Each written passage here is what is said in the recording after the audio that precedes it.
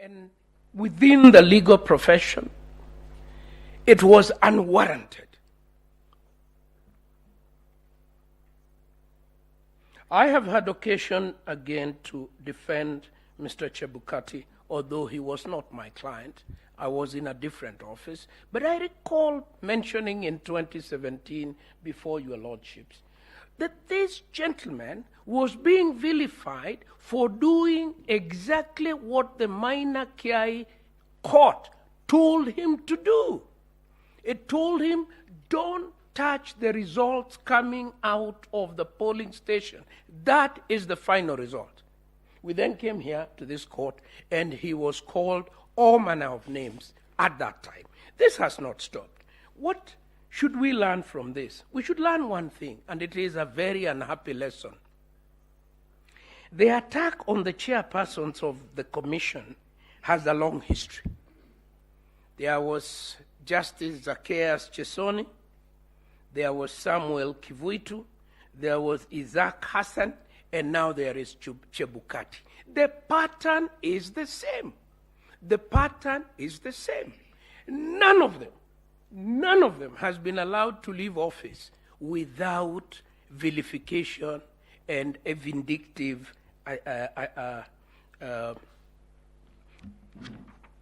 process being engineered against them.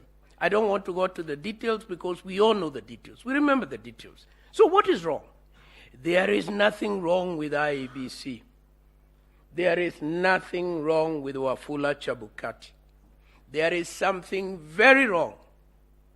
There is something very wrong in the way the persons who participate in the electoral process accept winning or losing. That's the problem.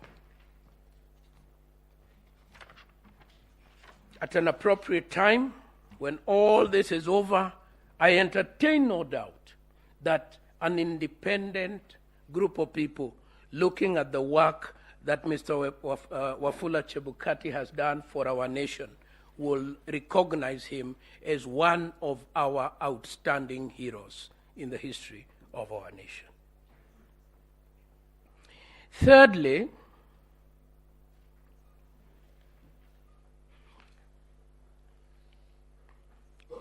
I want to say that the evidentiary material, which will be addressed by my colleagues,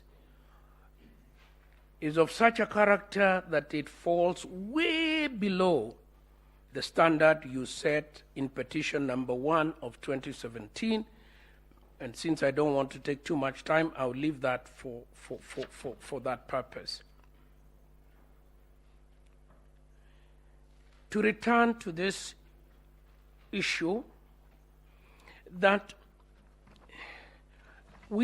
this court, in our very humble view, needs, and I am very sure from the questions the court has asked so far, that the court appreciates very deeply, and that any order has consequences, and those consequences must be consequences that can be contained in our democratic and constitutional process.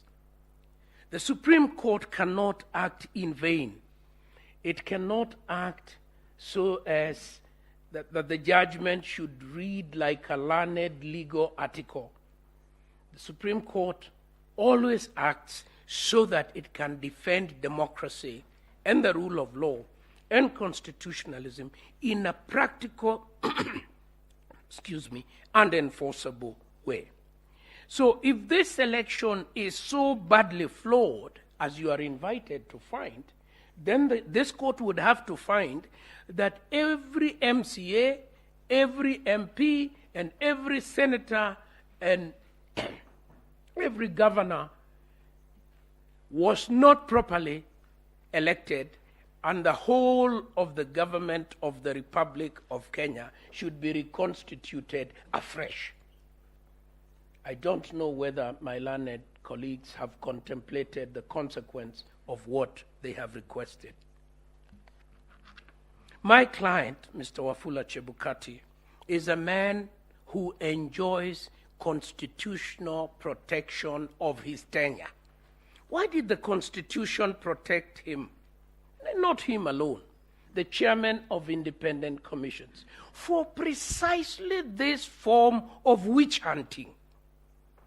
The Constitution cannot countenance that a constitutional office holder is to be witch hunted in the manner suggested here.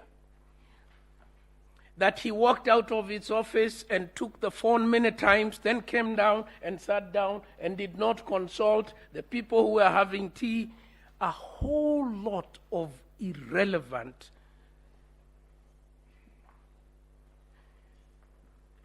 material that cannot be the basis of interfering with the independence in section 163 of Mr. Wafula Chebukati. It is said that he should be removed from office and forbidden from ever holding public office. And I want to ask my learned colleagues for the petitioners, is that really a serious submission when the Constitution itself contains complex processes of the removal of a person? He is now to be removed here by reference to affidavits of hearsay on the back of hearsay? I do not think it is a serious submission, and I invite my lords not to act on it at all. Two final points before I invite my learned colleagues. My very able senior learned friend, Paul Muite, said that the commission is the majority of the commissioners. That cannot be a meaning of the commission that arises from the Constitution. The Constitution contemplates that the word commission will be used in multiple senses. The returning officer, when he makes a declaration, is the commission.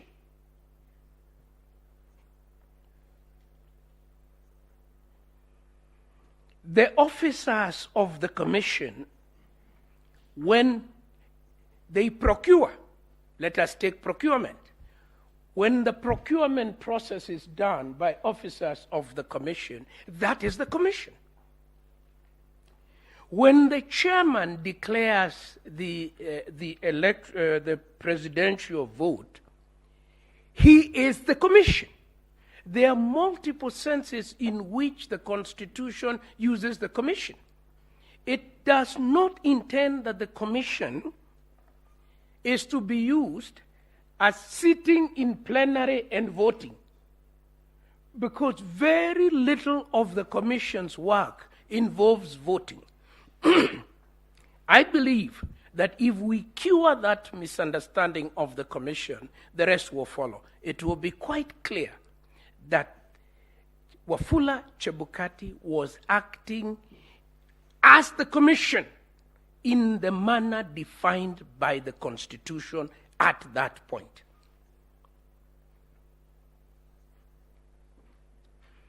Because it is a body corporate, and that has already been spoken to.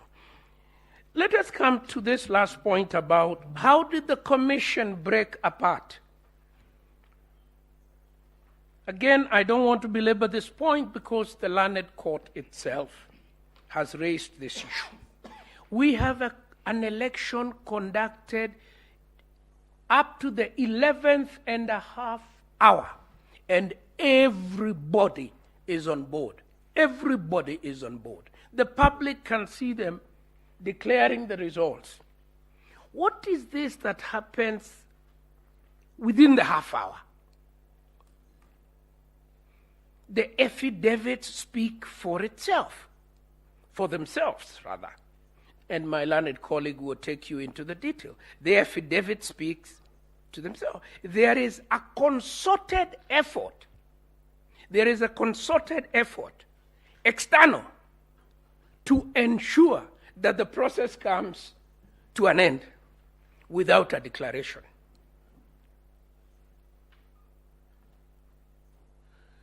So the sanctimonious, self-righteous, pompous pontification of the so-called 4 commissioners are an afterthought. They are a complete and total afterthought. And should be seen as that.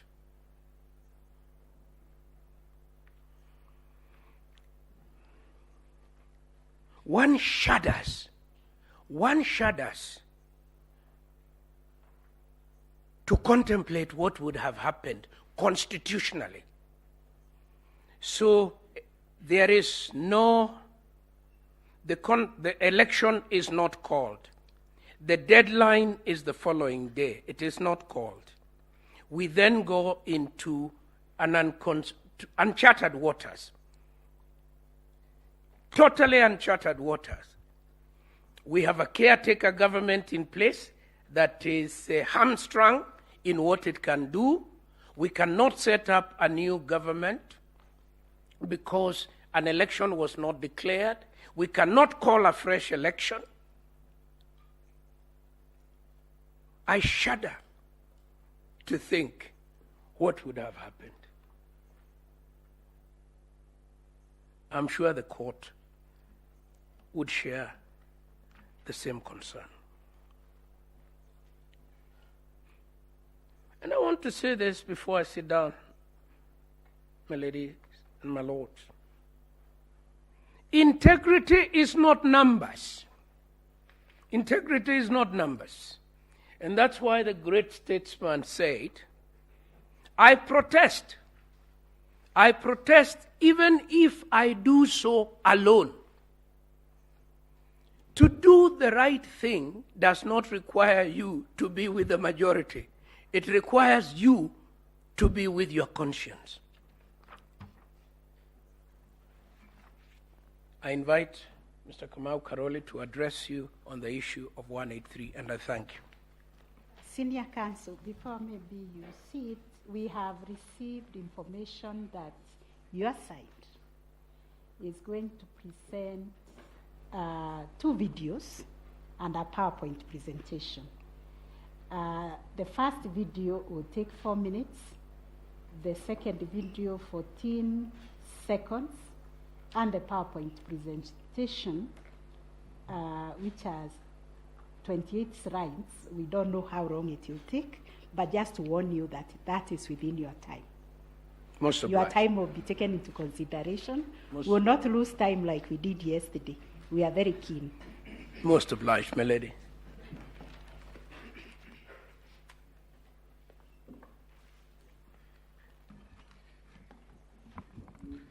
May I please, my lady, the Chief Justice and judges of this court, and good morning. My lady and my lords, I will be addressing you on mainly on the issues surrounding Article 138 of the Constitution. And my ladies and my lords, the reason why we are starting from there, and which is right about where my learned senior left it off, is that there are many allegations that have been made in this petition. In fact, that seems to be the main issue surrounding these petitions, regarding the manner in which the functions set out in Article 138.3 and 138.10 were conducted. One of the allegations that has been made is the chairman unilaterally tallied, verified, and declared the results of the presidential elections, that there was a requirement for a complete corporate process of internal tallying and approval by the commissioners, and that the chairperson can only act with the concurrence of the commissioners. Now, it's my submission that the reason why these submissions are being made is based on a confusion that stems from a misunderstanding of the nature and character of the commission and the interplay between the commission, the functions bestowed on the commission, and those cast upon the chairman of the commission. So first of all, the question that comes up is, who is the commission? And my learned friend, Senior, has alluded to it briefly, but let me just make this distinction because it is important. The commission, IBC commission, is established like all the other independent commissions under the provisions of Article 250 of the Constitution. But more importantly, and this is the distinction that I think is important to draw, if you look at what Article 250 talks about, 251 says each commission shall consist of at least 3 but not more than 9 members. The next one says the chairperson and each member of a commission, so that these commissioners are members of the commission, they are not the commission.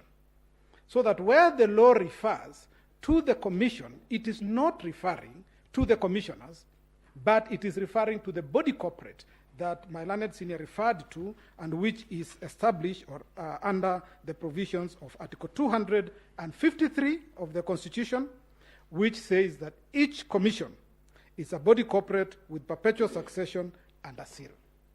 So where in Article 138 reference is made to the commission, it is that body corporate that is referred to. And this is amplified by the provisions of Sections 11 of the IBC Act.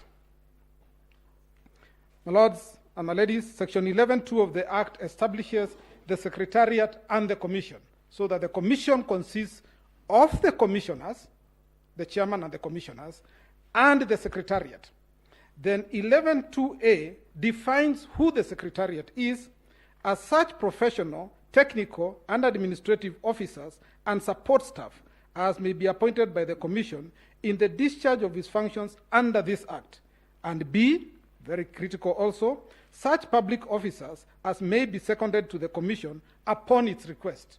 This is what comprises the Commission. And then, what is the role that the commissioners are supposed to play? Well, Section 11A of the IBC Act then says that the chairperson and members of the commission, again members of the commission, shall perform their functions in accordance with the Constitution, and in particular, shall be responsible for the formulation of policy and strategy of the commission and oversight. Those are the 3 roles that are specified in the statute: provide or formulate policy, strategy, and oversight. That is the role that they play. Then the Secretariat shall perform the day-to-day administrative functions of the Commission and implement the policies and strategies formulated by the Commission. So this then brings me to the provisions of Article 138, 3C, which is at play in these petitions.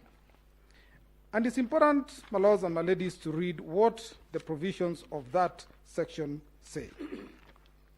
And the reason why I go straight to that provision is because the petitioners are using that provision to say that the provision requires the commissioners to be involved in the process of tallying, verifying, and declaration of the results.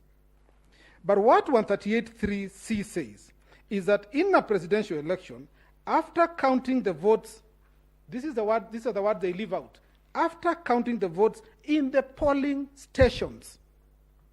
This is about the polling stations. In the polling station, the Independent Electoral and Boundaries Commission shall tally and verify the count and declare the result. So this section refers to what happens at the polling station. My lords and my ladies, there are over 40,000 polling stations in Kenya. It is not conceivable that the 7 commissioners, including the chairman, would be the one to conduct the business of tallying, verifying the results, the votes at the polling station. This activity, as has been acknowledged by the courts in many cases, is undertaken by the officers of the commission in those areas. Indeed, in the first petition in Raila Odinga 2017, Lords, the court at paragraph 287 says the duty to verify in Article 138, which I've just referred to, is placed squarely upon the Independent Electoral and Boundaries Commission, which was the first respondent.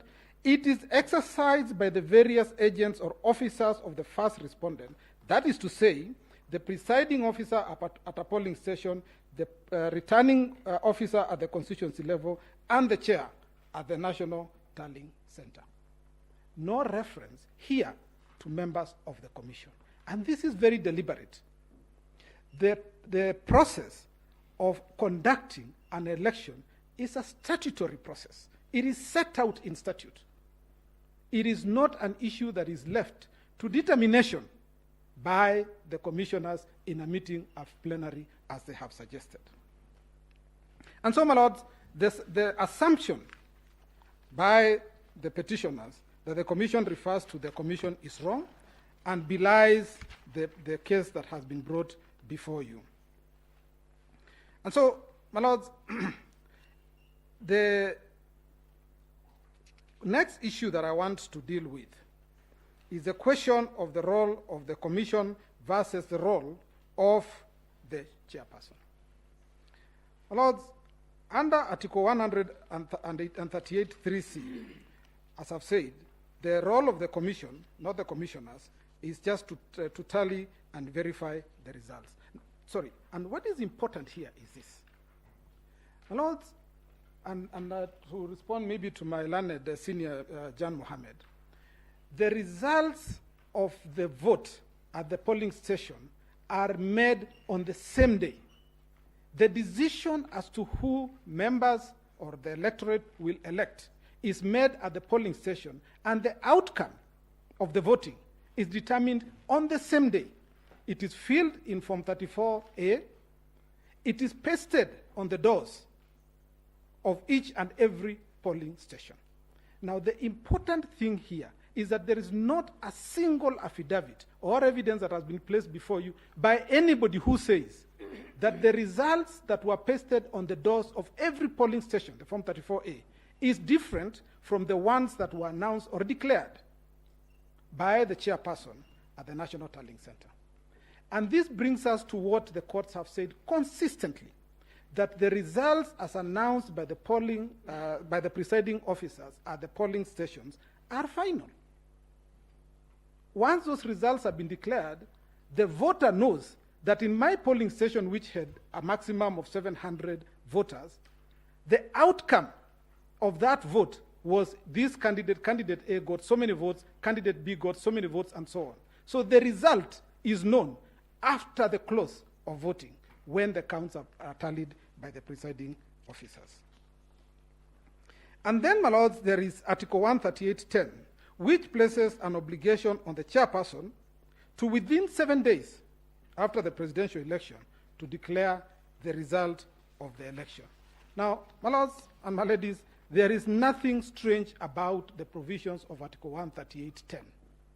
Declaration of the result, as was held in the Joho case, declaration of result is done in 3 stages. The first declaration is done at the polling station. If the argument by the commissioners was correct that the declaration requires to be approved, it would then mean that even the result that is declared at the polling station would require the consent of the commissioners. It would mean that the results declared at the constituency tallying center would require the consent or approval of the commissioners. It would mean that the results declared at the county tallying center would require the participation consent of the commissioners. That would introduce what this court has been avoiding all along, which is human interference with the process of tallying, verifying, and declaring results. And now I'll just discuss a few cases that show why these considerations are important, and I'll start with the case of Maina Kiai. My lords, in that case, the court stated that, my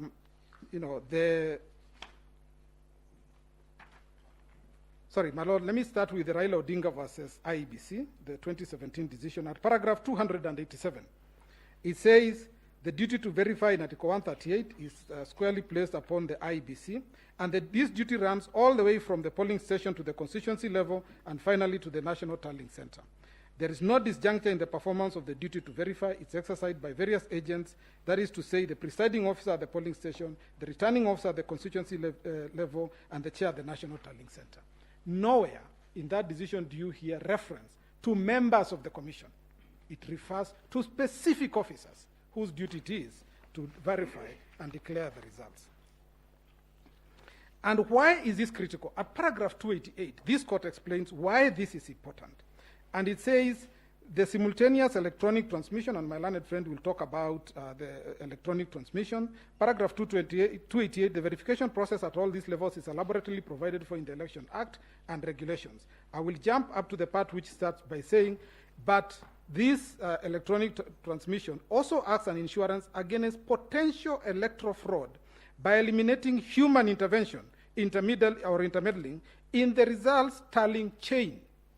Now you are being told that the commissioners need to be involved in the process of verifying and declaration of the result.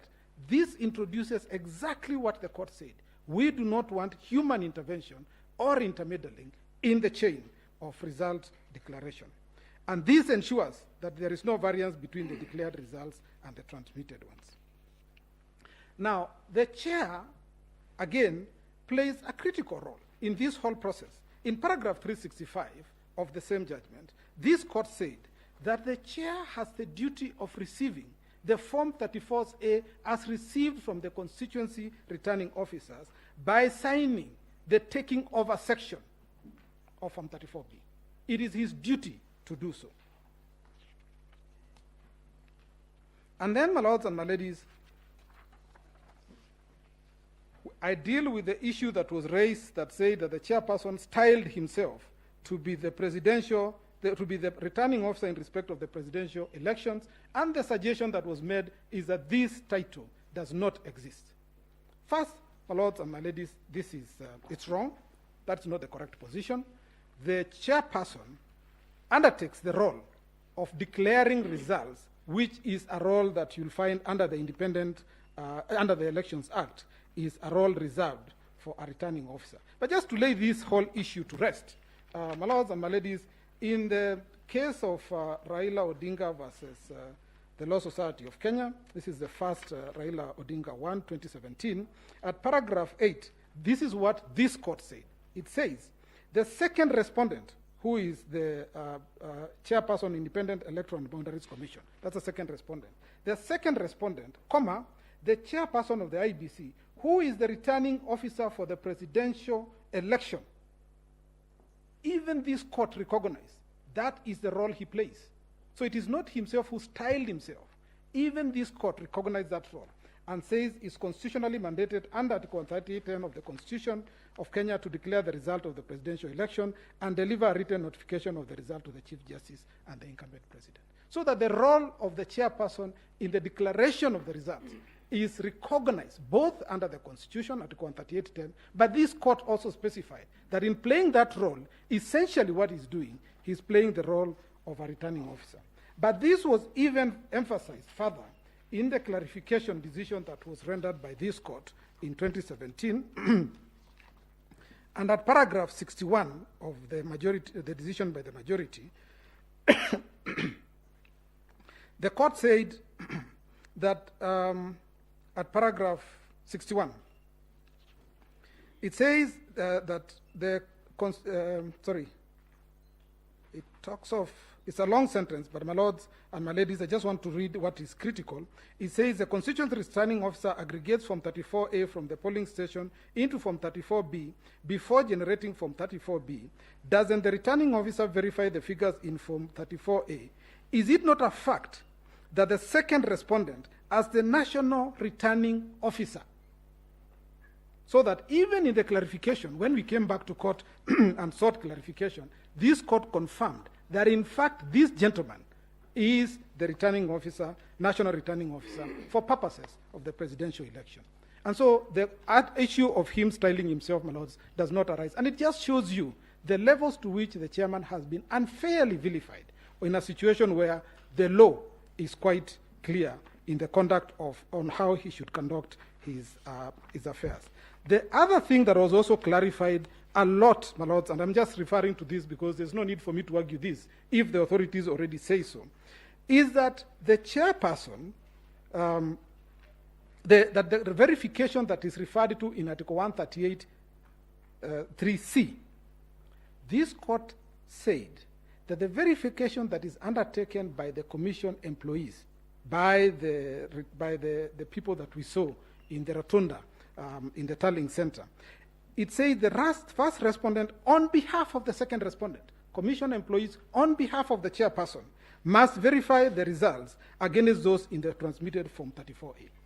So that the way the petitioners have put it is completely the other way around. They are suggesting that the chairperson is the one who undertakes activities on behalf of the commissioners. It's actually the other way around. It is the commission employees that undertake the verification process on behalf of the chairman to enable him declare the outcome of the results. Which takes me, my lords and my ladies, to the next issue that I want to cover, which is the declaration of the result a plenary decision? And the question that we must start with is, what is the decision that needed to be made at the National Tallying Center? What is the decision? And my lords, if you look at the architecture of Article 138 of the Constitution, and you look at the Elections Act, there is absolutely no decision that is supposed to be made at the National Tallying Center. None. The only thing that's supposed to be done is an arithmetic exercise, which is tallying, aggregating the results, verify that the form that has been brought by the constituency returning officers, Form 34A, the original, compares or is the same as that which was transmitted electronically. Then add up the numbers. And then the chairperson is supposed to determine whether the threshold in Article 138(4) has been met, which is, has the person met the 50% plus 1 threshold? It's a question of arithmetic, which the chairman must make. And lastly, make a declaration whether there is somebody who has been validly elected. Fill the forms, and that is the end. That is the end of the exercise. He then gives the Form 34D to the president-elect, and that brings to an end the election process in respect of the president. The other administrative steps of giving the certificate to the Chief Justice and to the President comes later. Now, no one here is saying that there is this particular Form 34A that is different from the ones that were received. In fact, as my learned senior correctly says, nobody is saying that the number that was declared by the chairman is wrong, because according to us, the numbers achieved by the president-elect is different because they have calculated it. The number achieved by the second was a different number because they have calculated it. Nobody is talking numbers here. All that they are saying is trying to challenge the process that went on at the National Tallying Center. But nobody is saying that any particular number is wrong.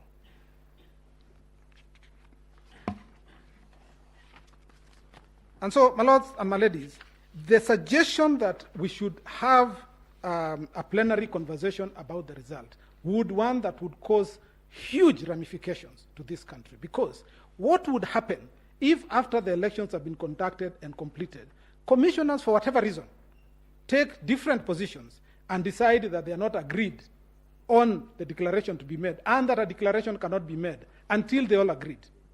If that was what was intended by the Constitution, nothing would have been easier for Article 138(10) to have made reference to members of the Commission. It is deliberate that it only required the chairperson to declare the results.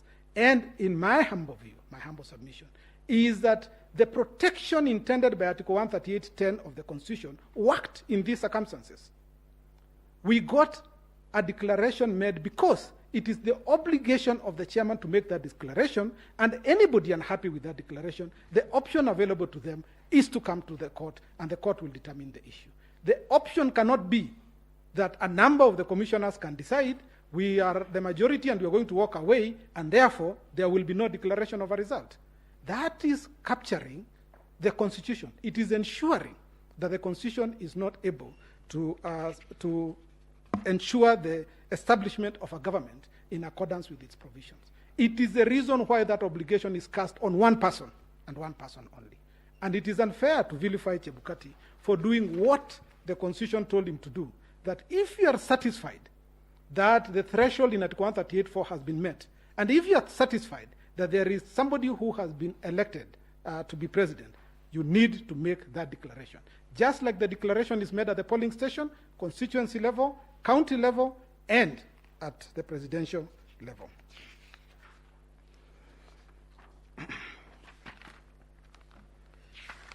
My Lords, this then takes me to the question of, and I don't want to spend a lot of time here, I will just gloss through it. What is verifying and tallying? I don't think I need to define this. I think verifying, I've already said, is simply just comparing the transmitted, electronically transmitted Form 34A against the Form 34B, Form 34A original as brought by the returning officer from the constituencies against the ones which have been transmitted. That's the exercise that is called verification. Tallying is aggregating, it's adding up the numbers just to make sure that that has been done. And this exercise was carried out. And we'll show you by the videos that will be played that, in fact, the members of the commission, the commissioners, were involved in the exercise that was being undertaken at the National Tallying Center. Now, my lords and my ladies, you are also referred to extensively to the regulations and to the Gazette notice. So let me say this first. This is the first time, my lords and my ladies, that I hear a person being criticized for being too open. The chairman informed the purpose of a Gazette notice to inform the general public. The chairman informed the general public that he is the returning officer for purposes of the presidential election. He didn't need to do it, yes, but he did it.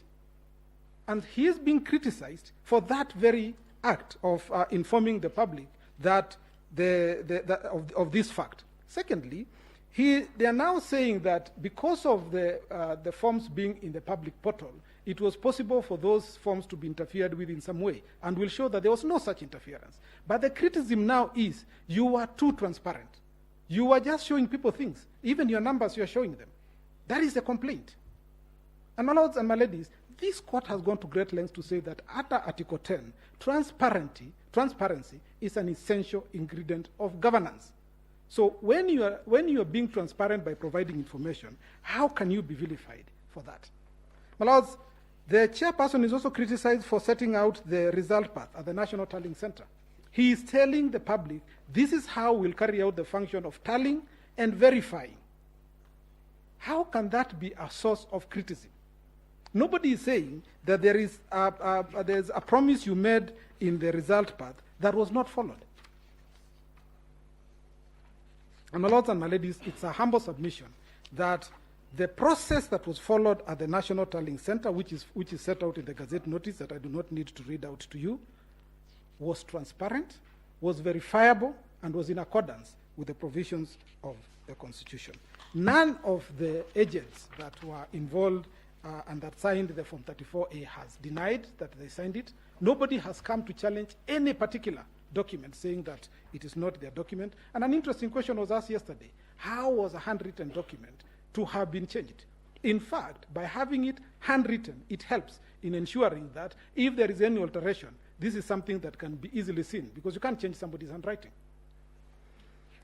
And my lords, as I leave this point, it is also important to note that the agents of the presidential candidates, all of them, all four presidential candidates, their agents were at the National Tallying Center on the day. All of them. They participated in the process of tallying and verification. None of them has sworn an affidavit saying any of the numbers that were being, or the exercise that was being undertaken was wrong. None of them has picked a document, and they were allowed to take copies of all the documents. They were allowed to take images. None of them has complained about that process. Then we go to the issue of the 27 constituencies, and this makes me feel very sad because, my lords and my ladies, as this process was going on the 15th of August, at about 3 o'clock, the whole exercise of tallying and verifying had been completed, and that is in the affidavit of Marjan and Professor Goulier. Members of certain political parties decided that it was time to stop a process that had already started.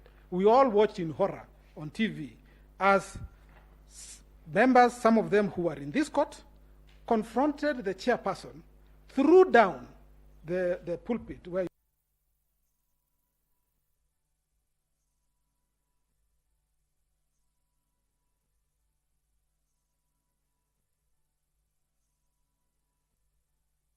injured. And we have attached documents showing the injuries that they sustained. And the intention was to stop the declaration from being made. Now, this is critical, my lords. Everybody has said why it is important that a government should not be established by means other than those set out in the Constitution. But equally, nobody should stop the process of the Constitution that result in the establishment of a government in accordance with its provisions. Stopping that process is equivalent to preventing the Constitution from being effected. It's a transgression against the Constitution. And it cannot fall from the lips of those people who tried to stop that process to come before you and say, the results of 27 constituents were not publicly announced, and yet you are the one who precipitated a situation where there was disorder, there was chaos. And this chairperson and the members of the commissions were now in fear for their lives. How do you tell them to still turn up and come and undertake an act that you have prevented from happening? And my lords, in the second petition filed in 2017, and my lords, at this time also remember, this is a time when one of the officers of the commission one had been abducted, the other one had disappeared and feared to be dead and turned out to have been murdered in any event. This is the situation that was prevailing at that time. My lords, faced with this situation, this court in 2017 in the repeat election was categorical that you cannot foment trouble, you cannot foment chaos, and then try to use the chaos as your reason, or the non-performance of an act because of the chaos, as the reason to come before this court for relief. My lords, it is critical that it becomes clear to political leaders that the decision as to who will be the leader of this country is made at the polling station. The agents, the commission agents who declare the results are just doing their job. If there is a problem, if the numbers of the votes that you got are not enough, the problem is not at the declaration. The problem is with the people who you did not persuade to vote for you in sufficient numbers. That is where the problem is. You cannot come to threaten members of the commission for purposes of them living in fear and refusing to do what they're required to do under the Constitution, and thereby enable you achieve a political purpose.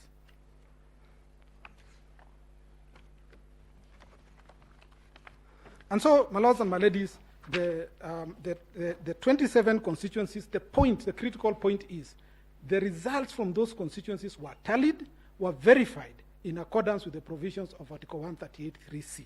And you will notice that Article 138(3)(c) does not talk about announcing the results in the constituencies as a precursor or what will justify or validate the outcome. It doesn't.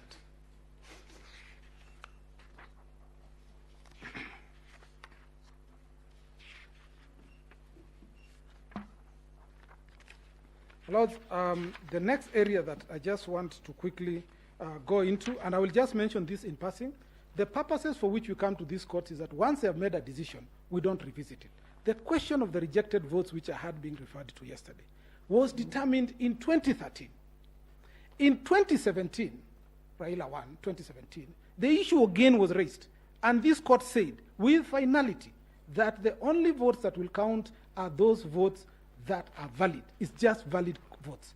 A vote that is rejected, a vote that is spoiled, does not express a choice, and therefore cannot count for anything. This court pronounced itself again in 2017. My lords, we cannot keep coming back before you and asking you the same question. You have answered it twice. I don't think I need to say more about it.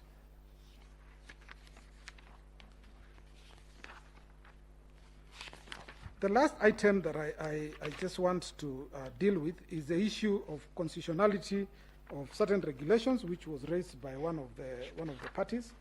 My lords, all I need to say about this again is that the provisions, these regulations, were promulgated on 27th of April 2017. They were the ones that were used for purposes of conduct of the 2017 election, first one, and of the repeat elections.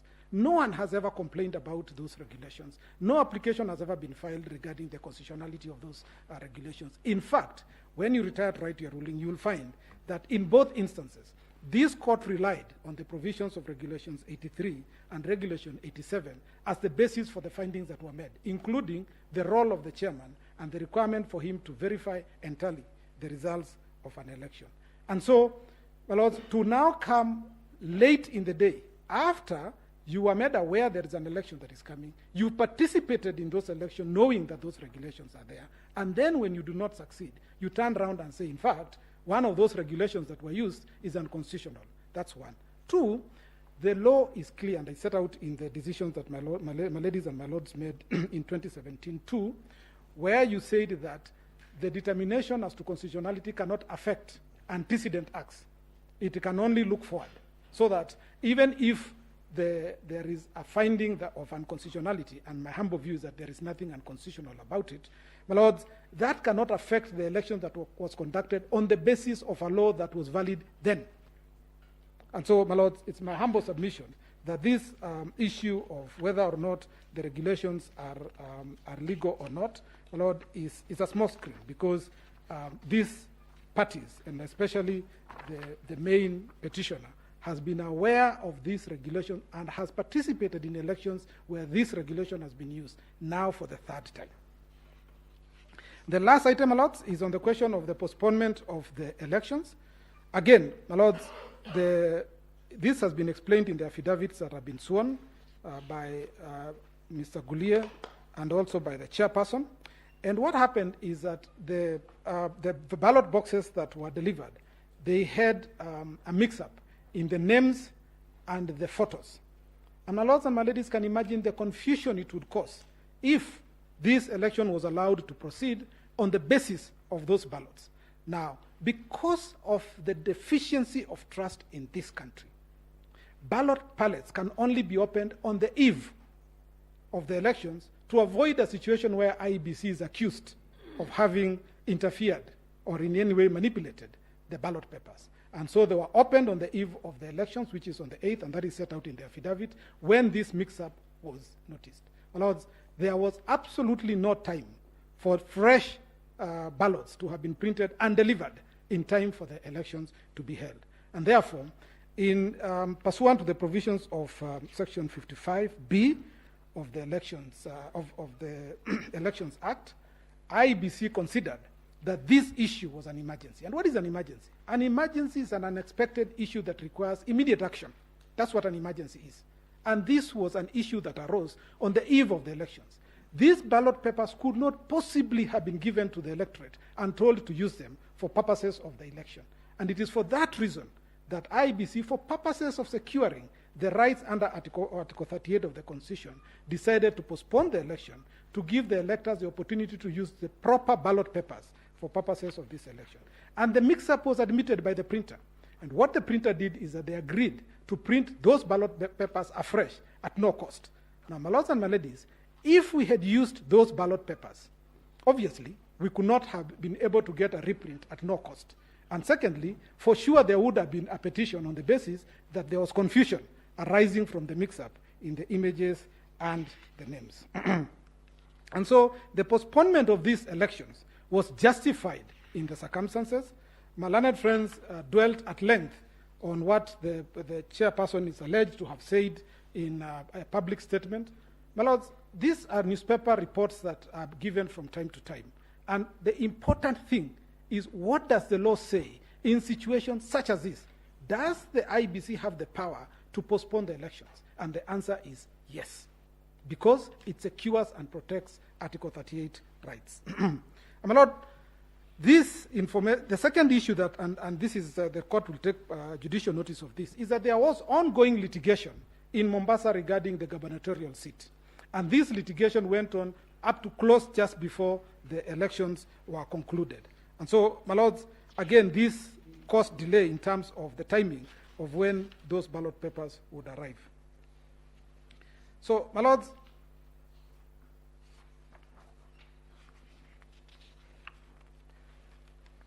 importantly, before the ballot papers were brought, the commissioners that are complaining all traveled to Greece. All four of them traveled to Greece to review and see how the printing was going on. They were the ones who represented the commission in Greece. And so, my lords, for them to now say that there was no, that this was an error, it cannot come from their lips. They were there, my lord. So it's a humble submission that based on what we have submitted, that the elections were conducted in accordance with the provisions of Article 138 of the Constitution, and that these petitions should be dismissed with costs. That's all, my lords.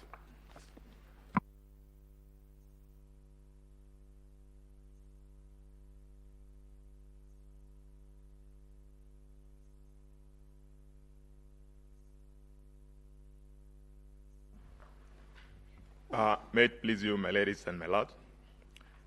For the record, my name is Eric Gumbo. I will be addressing the first, second, and third issue in the list of issues that were framed by the court. My ladies and my lords, I will, in addressing you on those issues, rely on the affidavits of Michael Ouma, dated the 26th of August 2022, and rely on the affidavit of one Martin Washira Nyaga, dated the 27th of August 2022, and the affidavit of Hilda Kavonga, sworn on the 27th of July 2022. So coming to the first issue, which is whether the technology deployed by the IEBC for the conduct of the 2022 general elections met the standards of integrity, verifiability, security, and transparency to guarantee accurate and verifiable results, I will take a few moments to demonstrate how knowledge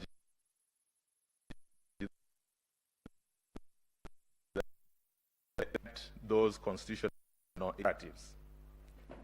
As a starting point, my ladies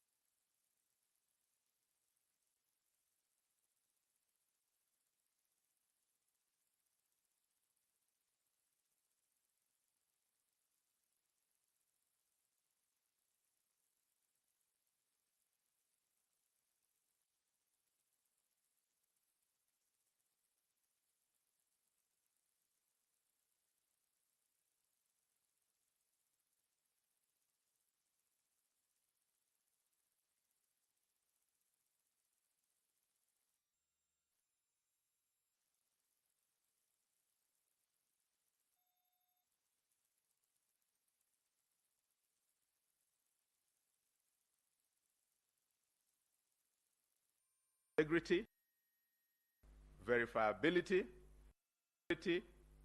transparency, and accuracy. I will take a moment to just demonstrate how each of these would have been achieved. But when you retire, though, to consider the decision,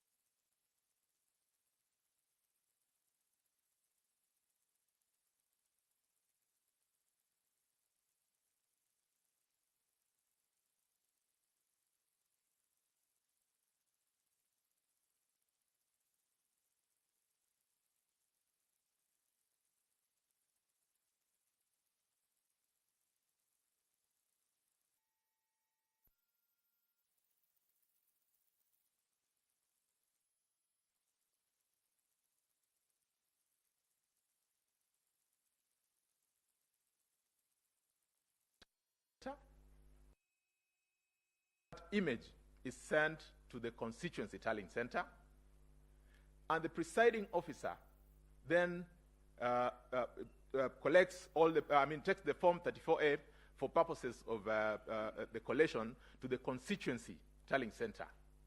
That, again, is to achieve the constitutional imperative of verification. When we get to the constituency tallying center, the returning officer has a back-end access to be able to load their Form 34B and transmit it to the National Tallying Center. Once that is done, they will then go with their Form 34A, together with their Bs, to the National Tallying Center for purposes of the verification and tallying at the National Tallying Center. Again, it is important to note that by the time the returning officer gets to the National Tallying Center, we have the image that is already in the portal. When they get there with their original form, an opportunity is then presented again for verification, for confirmation of accuracy, and more importantly, that in this election, because of the decision that was rendered by this court in the Raila Odinga decision in 2017, the Commission, in reconceptualizing or reconfiguring its electoral architecture, gave a public portal for people to be able to also follow, thereby meeting the constitutional imperative of transparency. It then meant that if I'd gotten my results from my village, my primary school in Member, where I vote, I would be able to follow those results all the way to Nairobi and take account and follow if at all there is anything that would have happened or changed. Then I must be the first person to be able to raise that concern. It should also not be lost that in that polling station, we have our agents, we have our observers. Again, to add to the fact of verifiability. So that then is the architecture of what our election pathway looks like.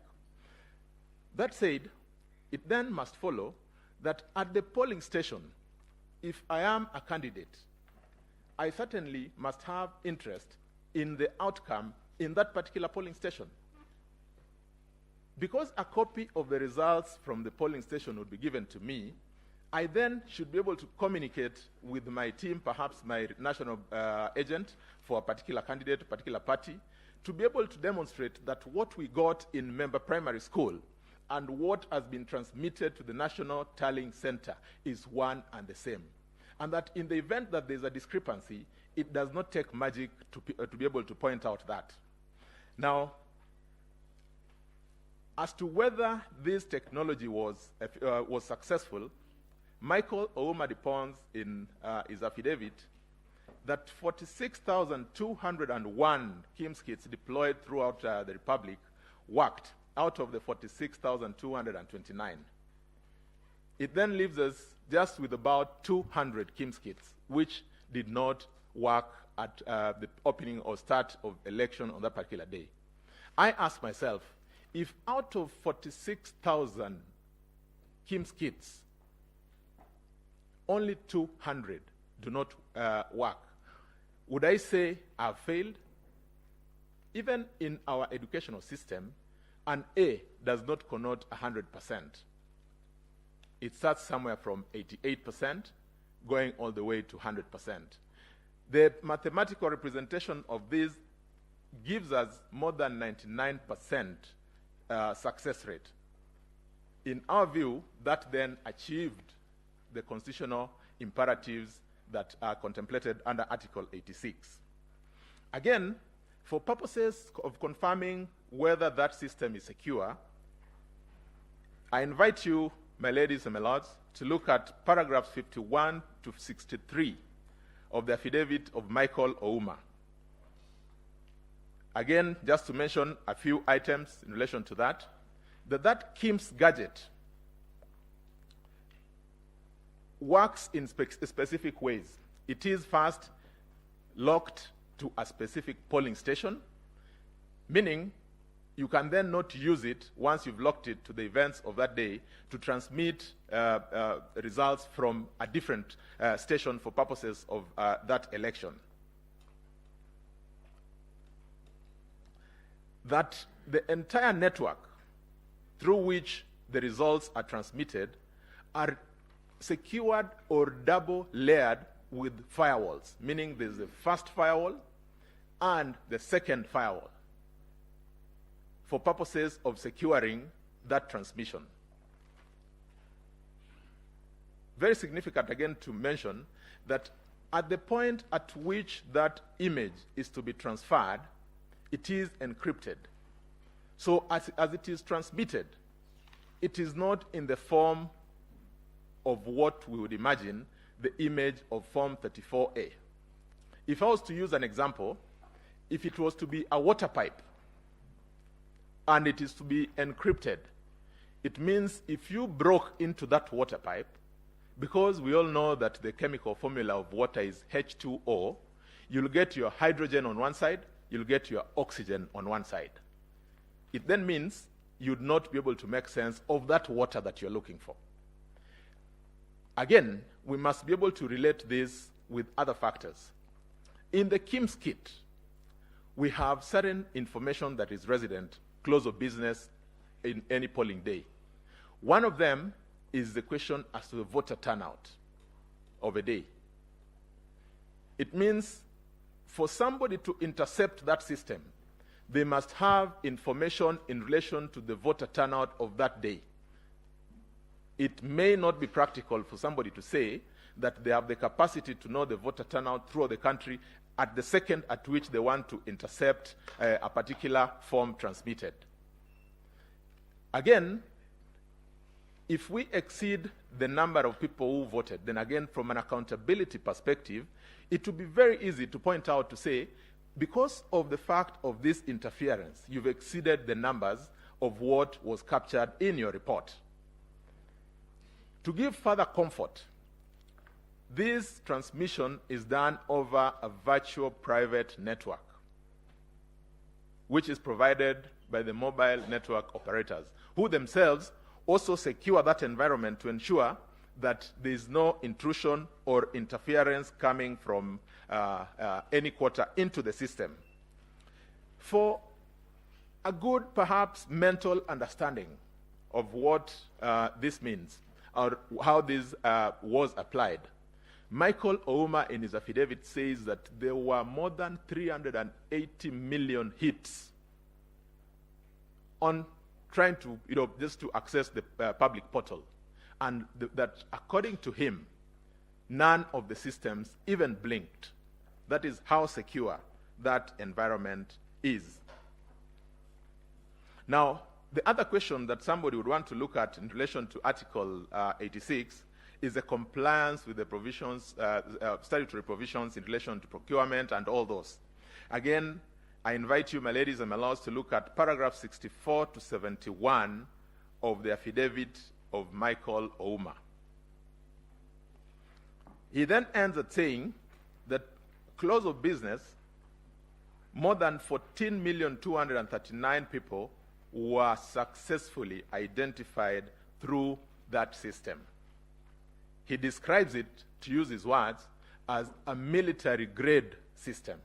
That is how comfortable he is with that, with the security features of that system. I come to the second question, which is whether there was interference with uploading and transmission of Forms 34A from the polling stations to the IBC public portal.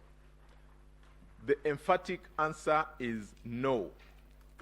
I have given a general description of the infrastructure that was laid out. I will take a few moments to demonstrate that it wasn't possible to get into that system, and that even if somebody attempted to get into the system, then it would have been noticeable, to again speak to the fact of verifiability, and that one would be able to pick that with pinpoint precision because of the manner in which the system works. For purposes of a clear understanding, it is purely because of that verifiability that we are able to hear our colleagues appearing on this other side for the petitioners saying that they saw a gentleman called so-and-so who accessed the system. so-and-so accessed the system because of verifiability. It means that those who were able to access the system must have been people who were then authenticated to access the system, because certainly you must get some human intervention if the system is to work. To this extent, we'll then invite you to look at the affidavit of Hilda Kavonga. Hilda Kavonga is a manager, security, and business continuity. Again, Hilda confirms emphatically that the system was not breached. She speaks at paragraph 7 in good detail about how robust that system was. I invite you, my ladies and my lords, to look at the structure of that infrastructure and just appreciate for yourselves how then it was secure for purposes of protecting the will of Kenyans. At paragraph 12, she even goes on to give security assurance through certification from the National Institute of Standards and Technology. Now, we look at this in relation to the allegations that have been made. There is an allegation about staging. Learned counsel, senior counsel, Philip Murgo, spoke about the man in the middle. The indication or the allegation appears to be that somebody intercepted the system or broke into this system, downloaded this form, altered this form, uploaded it again, and sent it or transmitted it to the National Tallying Center. Like I said, when eventually we have an opportunity to look at the details that we have submitted, including the KIMS returns, it will be apparent that there was no such intrusion. But assuming for one moment that we want to interrogate this fact of staging, we then would want to ask ourselves,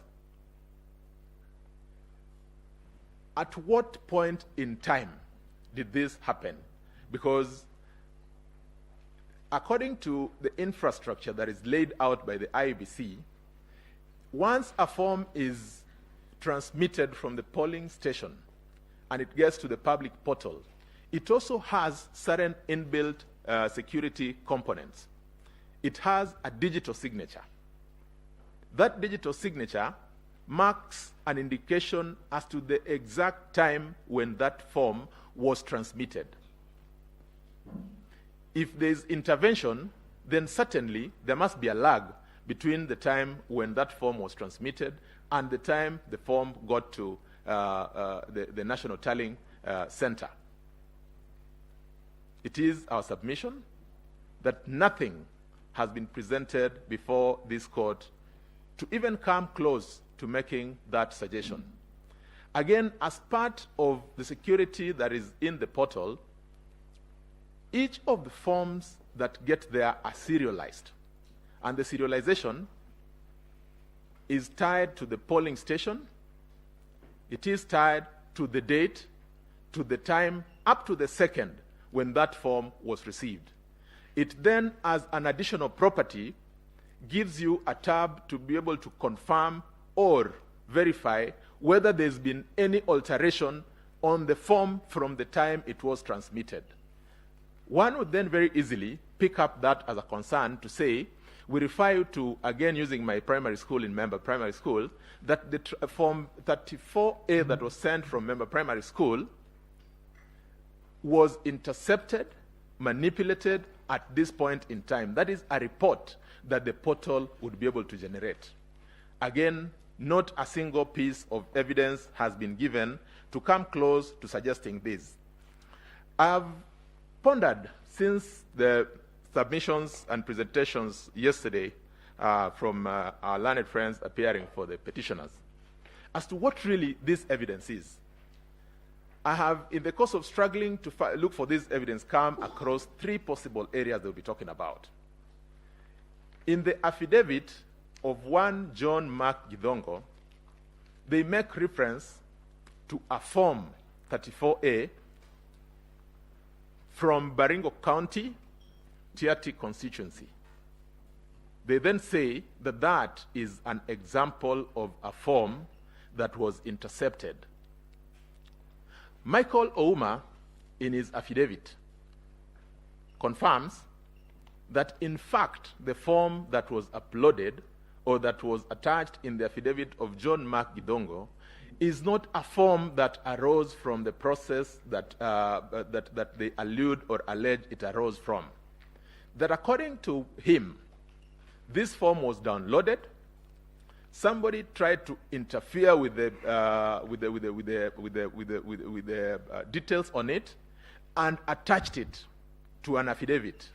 Now that, if you asked me, is perhaps the silliest way of doing any of these things, because if somebody asked you whether that form was authentic, you only need to look at the public portal. You then need to verify it with the Form 34A that was presented. My ladies and my lords, as a statutory requirement, we delivered all the Form 34As to this court. We have a copy. The entire public has copies of each and every of those documents. Our team went through those documents, and in relation to that specific Form 34A, to say the least, it's a forgery. The second attempt, again by John Gidongo, in his affidavit, to try and present some form of evidence, is in the form of logs, which were alleged to have been gotten somewhere. It says Karen, with these 56 mysterious people, and this, I think, is what senior counsel Professor Githu Mugai was talking about. Hearsay on the back of hearsay. I was told that I had. Really, is that the sort of evidence that we want to present before this court? We took time, that is, the ICT team took time to study the logs that were presented. My ladies and my lords, I'm sure you have appropriate infrastructure to be able to make a determination on your own as to what these logs entail. From the analysis that were conducted, and this is again contained in the affidavit of Martin Nyaga, these forms, these logs, arose potentially or were picked potentially from the 2017 general elections. Martin Nyaga, in his affidavit, identifies 9 obvious inconsistencies. I want to allude to just 2 or 3 of them. That is in paragraph 13 of the affidavit of Martin Nyaga. If you look at the manner in which those forms, those logs are structured, they serialized. In 2017, the IBC serialized its logs using the names of the constituencies. In that particular log, you'll find a name Changamwe. This time round, they did not use the names of the constituencies. They used the serial numbers. So that is a first inconsistency. Looking at those logs again, you see the name of one Asenge running an IBC email account. Asenge was one of the returning officers of the IBC in Changamwe in 2017. One is then left to wonder, at what point do we get to even forging documents, forging logs, to be able to demonstrate our case? Perhaps I will get to that a little later. Enters the third piece of evidence, which was supposed to now clean what was presented by John Mark Gidongo. The affidavit by one Commissioner Justice Nyang'aya. Commissioner Justice Nyang'aya attaches logs to his affidavit. He then emphatically indicates that those logs go into confirming that specific named people accessed the system and that they then interfered with the results. He names 3 officers from the IEBC. Their details are in the affidavits. My ladies and my lords, again, we took time to run through those logs. The logs that were presented in the affidavit of Justice Nyang'aya, according to the information from the ICT team, and this is to be found in the affidavit of Hilda Kevongo, one, do not speak anything towards identifying any of those names that are contained in the affidavit of Commissioner Justice Nyang'aya. In fact, according to Hilda Kevongo, those logs speak to the ordinary applications that run the systems in IBC on a day-to-day basis. If you read through them, because they're written in English, you'll find indications like daily update completed, news downloads for the day completed. At no point throughout the 7 or 8 pages, which is supposed to be a representation of the logs, does any of the names of these individuals feature. One then is left to wonder why such an inconsistency had to come in the manner in which it came. We have had allegations about certain named individuals. There's been an allegation about one Abdidahir Malim. My ladies, my lords, Abdidahir Malim was one of the returning officers, duly gazetted for purposes of this election. Like I earlier said, he then had access limited to the singular purpose of transmitting the Form 34B in relation to the area he was presiding over. That, therefore, is an authorized person. And indeed, Hilda goes on in her affidavit to confirm that all those other people who were mentioned were people who were duly authorized. There is the heavy weather that was made about the Venezuelans. A specific name has been dropped of one Gaidino Omar. My ladies and my lords, the contract between Smartmatic and IBC was for the supply and maintenance of the infrastructure that they had. It then meant that they had to bring their personnel to manage or just monitor the smooth running of that system. Of significance is that Hilda, in her affidavit, then goes on to say that before the election, these people were all logged out of the system, and that on the date of the election, none of these people was in the system, even for purposes of that maintenance. My ladies and my lords, it would make a lot of sense if somebody said that so and so got into the system and they interfered with the system in this manner. It is not enough for somebody to say Gumbo was found in the system, because what matters here is the allegation around manipulation and alteration of the results. Now, if we do not get into this space, what exactly are we talking about? I would want to again equate this to a situation where in your house, you decide to assign a plumber to do for you some work. When the plumber comes to do the work, then you raise an alarm and say, oh wait, there's a plumber in my house.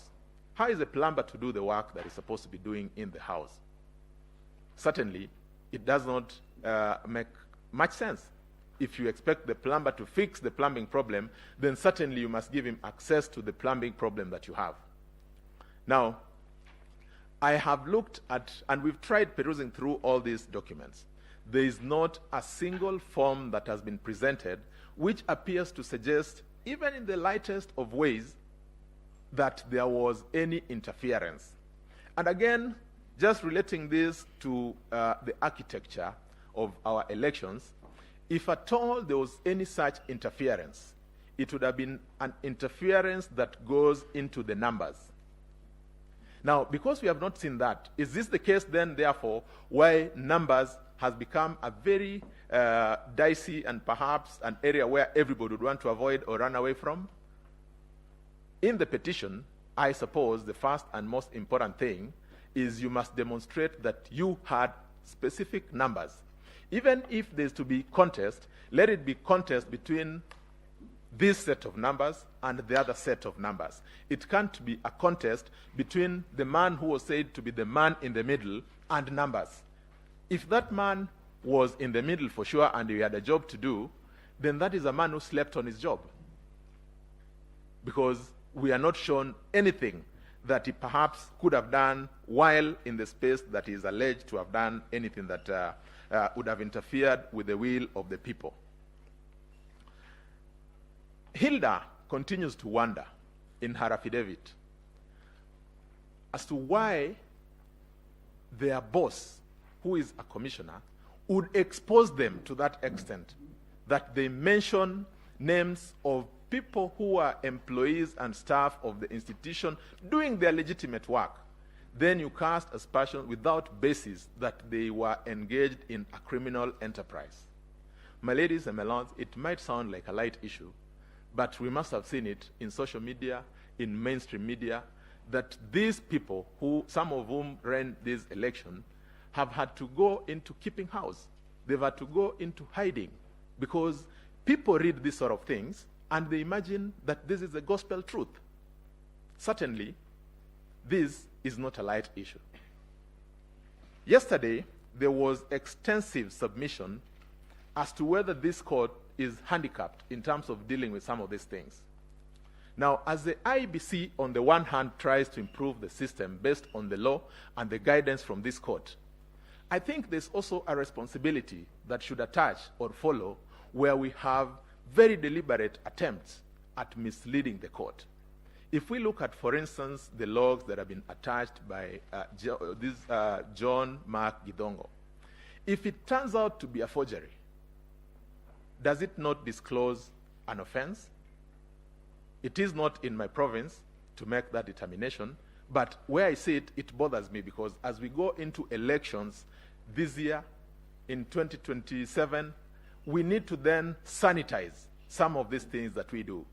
And one of the ways of sanitizing them is by holding people to account, so that if you present evidence that is obviously not true or that is falsified, then you must stop to ask yourself whether there would be a consequence or not.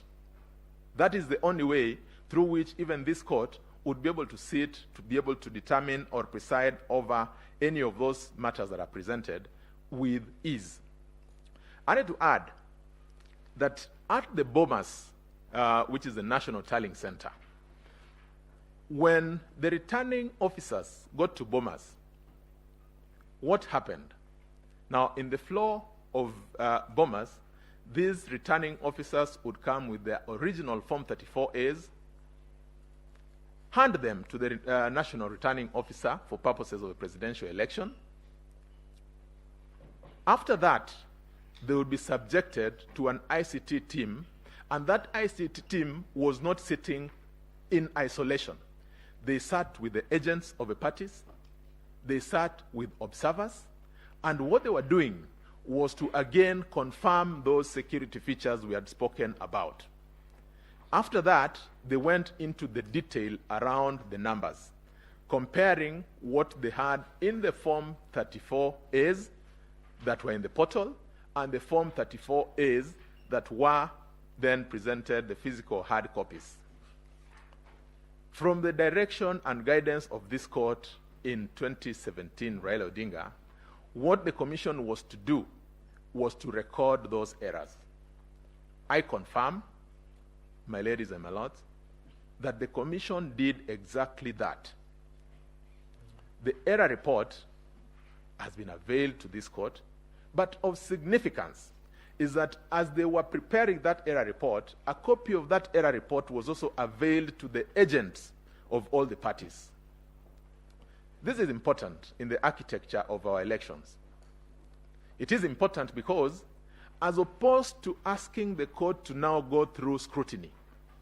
It would be a question of saying, wait a minute, in the error report, there's a difference between the results that came from member primary school, which I have either in my carbon copy from my agent, or that was presented by the returning officer, and what we are now seeing in the portal. That is the only way through which somebody could make an allegation that would stand the test of time. If you have that, then certainly, if you apply yourself to understand the architecture of our electoral platform, then there is really no need to go into scrutiny, because that report is scrutiny by itself. In fact, it was a forensic audit. They had their watermark readers, they had their UV light readers, and these are things that are all contained in the affidavits of these three individuals that I've spoken about. When you take time, you look at that, and it is then our submission that to the extent that there is an allegation that there were interferences or that there were differences between the Form 34As in the portal and the Form 34As physically presented by those returning officers, there was none, and this is verifiable. Indeed, none has been presented before you. The last issue I'm to deal with is whether there was a difference between Form 34As uploaded on the IBC. Sorry, I think I've gotten into that point as well.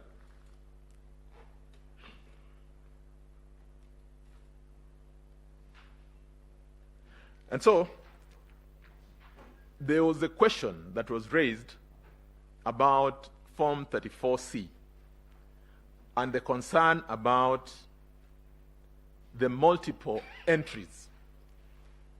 Submission was made by counsel that the Form 34C is supposed to be generated once. Again, that sort of submission would only come from a false, if not limited, understanding of the process.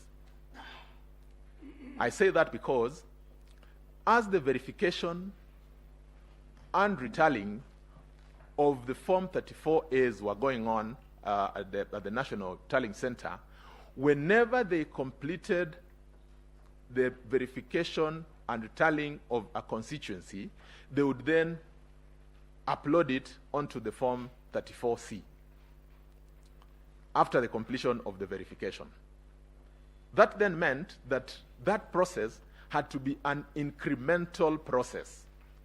That is why when somebody says that there is a gentleman called so-and-so who accessed the server or the rear end of the result transmission network 1,000 times, it simply speaks to the fact that they had to make entries. It should not be lost that we were using, according to the jurisprudence in Maina Kiai, results from the polling station, which is the original Form 34A. Now,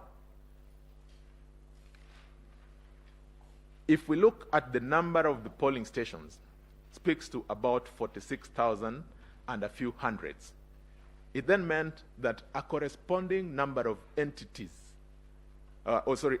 had to be made on that Form 34C.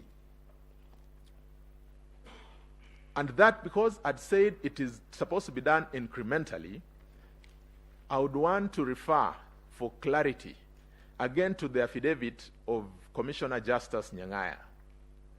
At paragraph 51 of the affidavit of Commissioner Justice Nyang'aya, he says, or he acknowledges, that indeed it would be inaccurate, impractical to expect the 7 commissioners to be the ones to do all these specific assignments that the commission is supposed to be doing.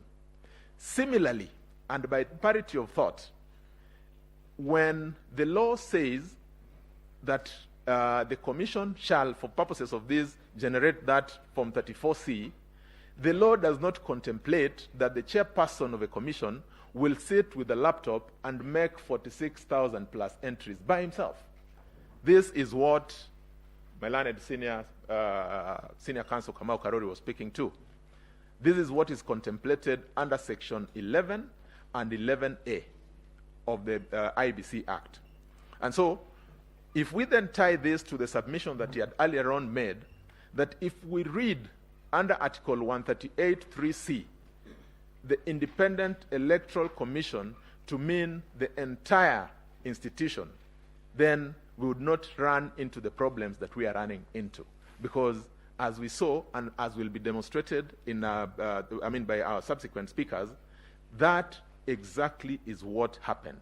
The entire bureaucracy or the entire institution of IBC participated in that process. As I conclude, I want to make a submission that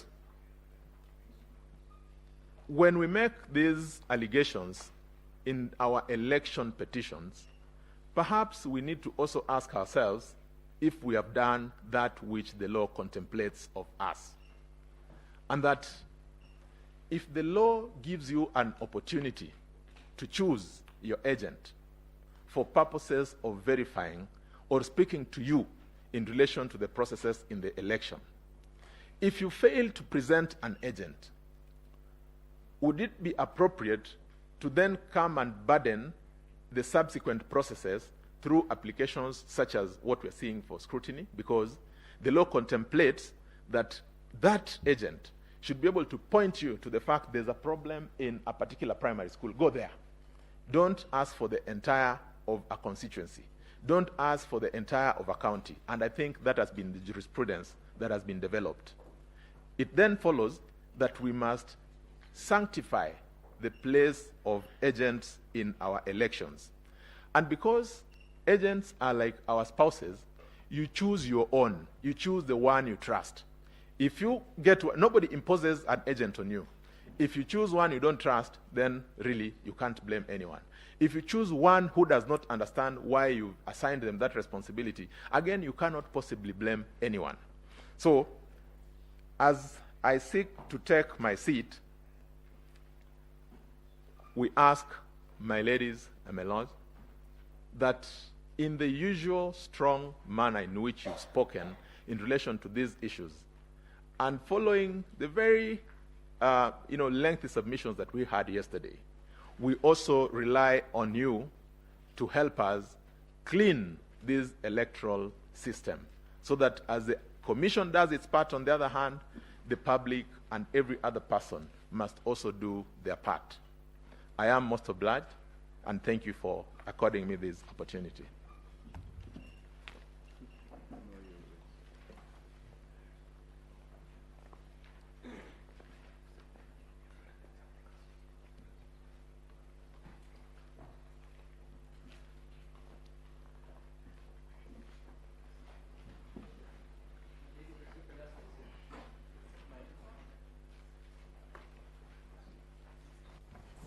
My Lady, the Chief Justice, the Deputy Chief Justice, and the members of the Supreme Court, it's indeed a great honor to appear before you in relation to this petition.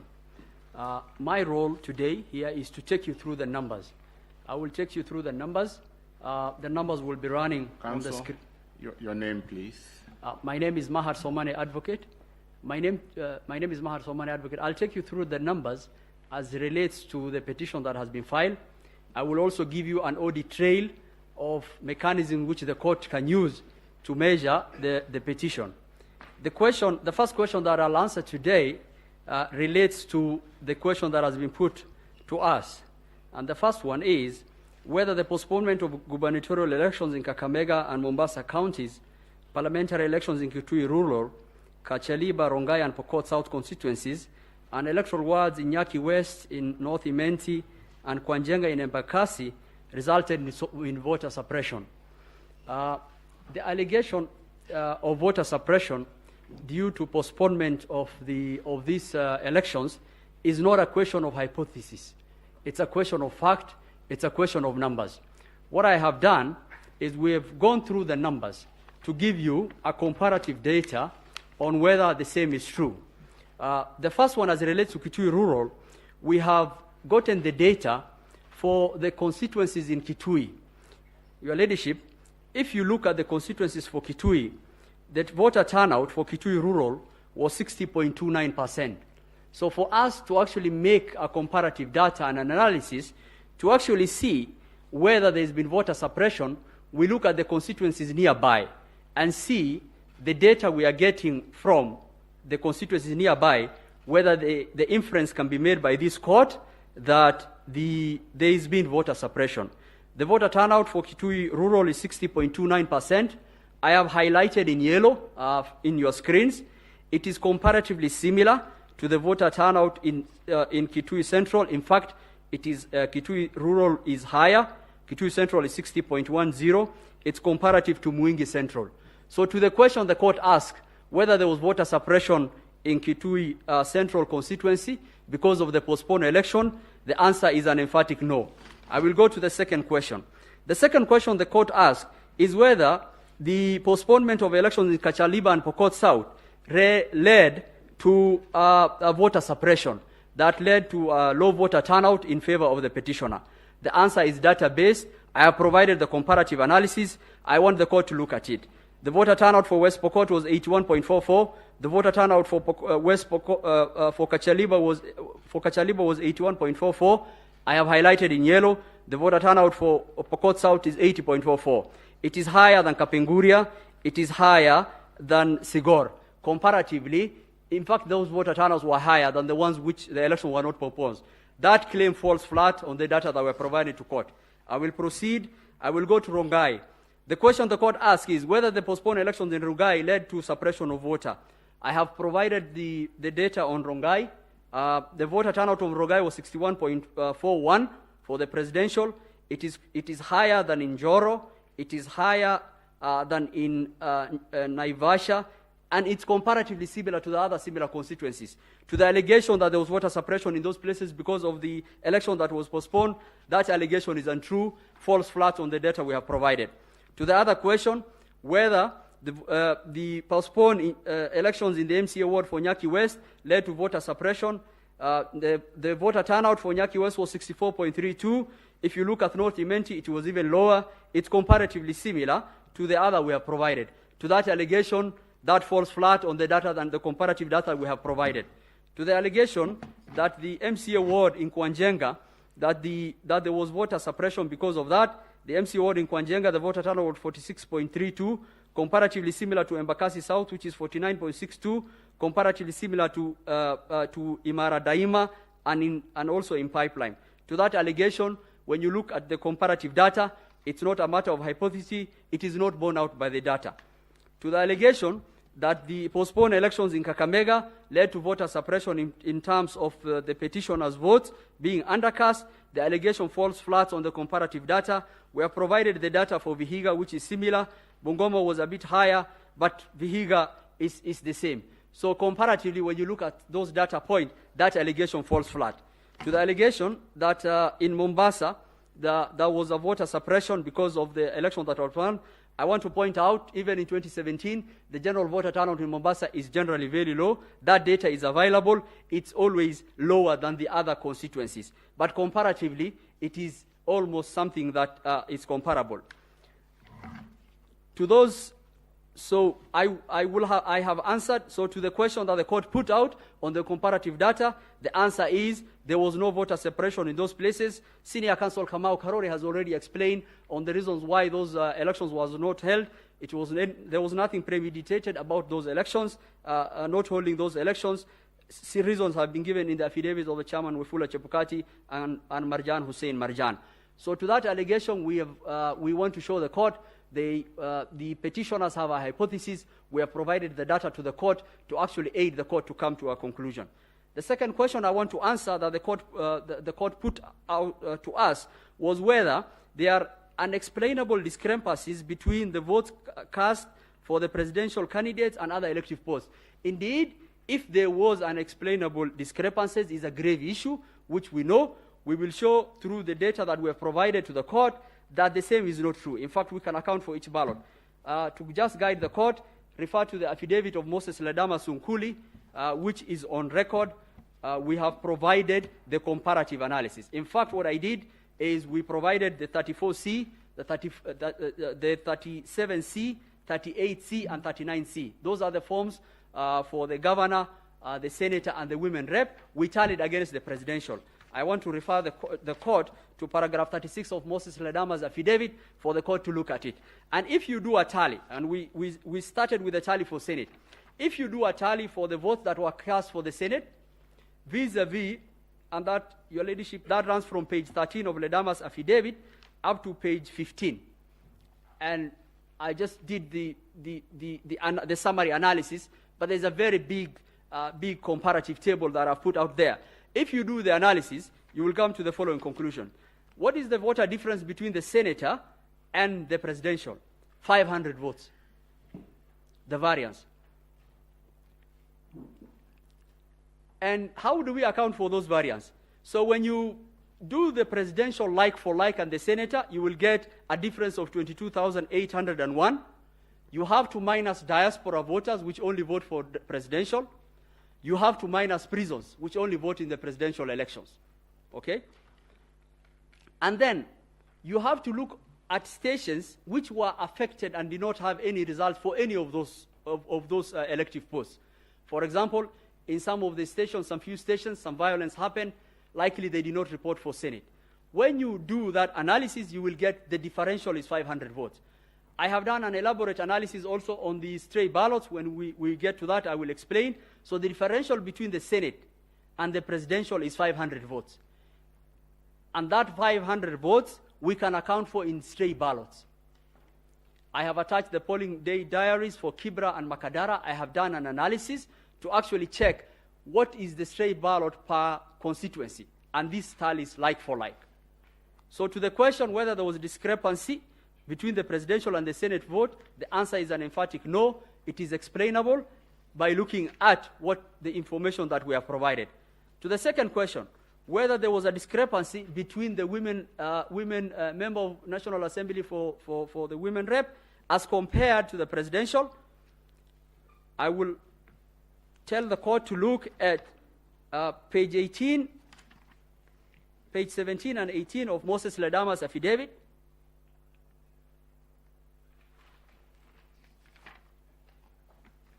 And our answer is there is no much difference. And the differences can be accounted for.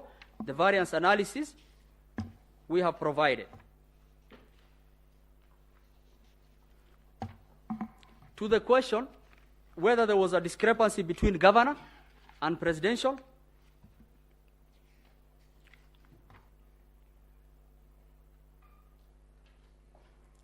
we have also explained that there's no such variance. Petitioners have been talking of variance of 800,000, 900,000. There's no such variance. And in fact, the small variance that you will see for the women rep, which is 9,419, can be explained for by the stray ballots. A small analysis we did for the stray ballots, Your Ladyship, is that in Kebra constituency alone,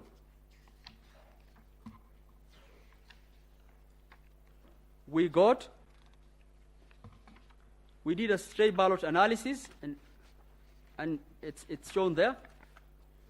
So to explain, and this is how we understood the court to mean the duty of the IEBC is to explain each ballot cast and track that ballot to see where it has gone.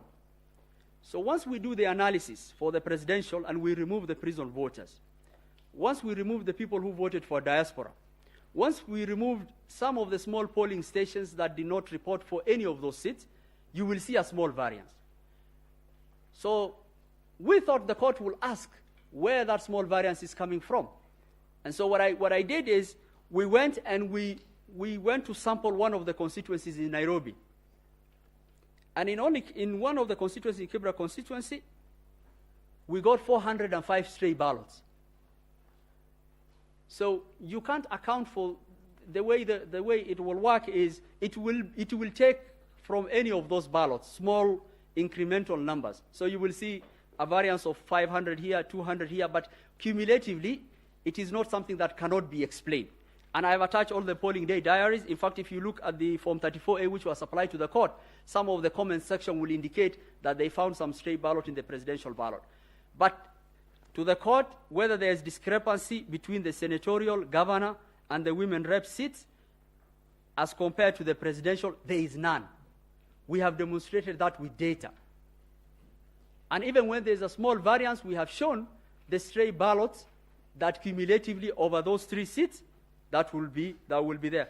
A question was, a submission was made by Learned Counsel, Ms. Julie Soweto, that there is 33 per polling station stray ballots in Kirinyaga.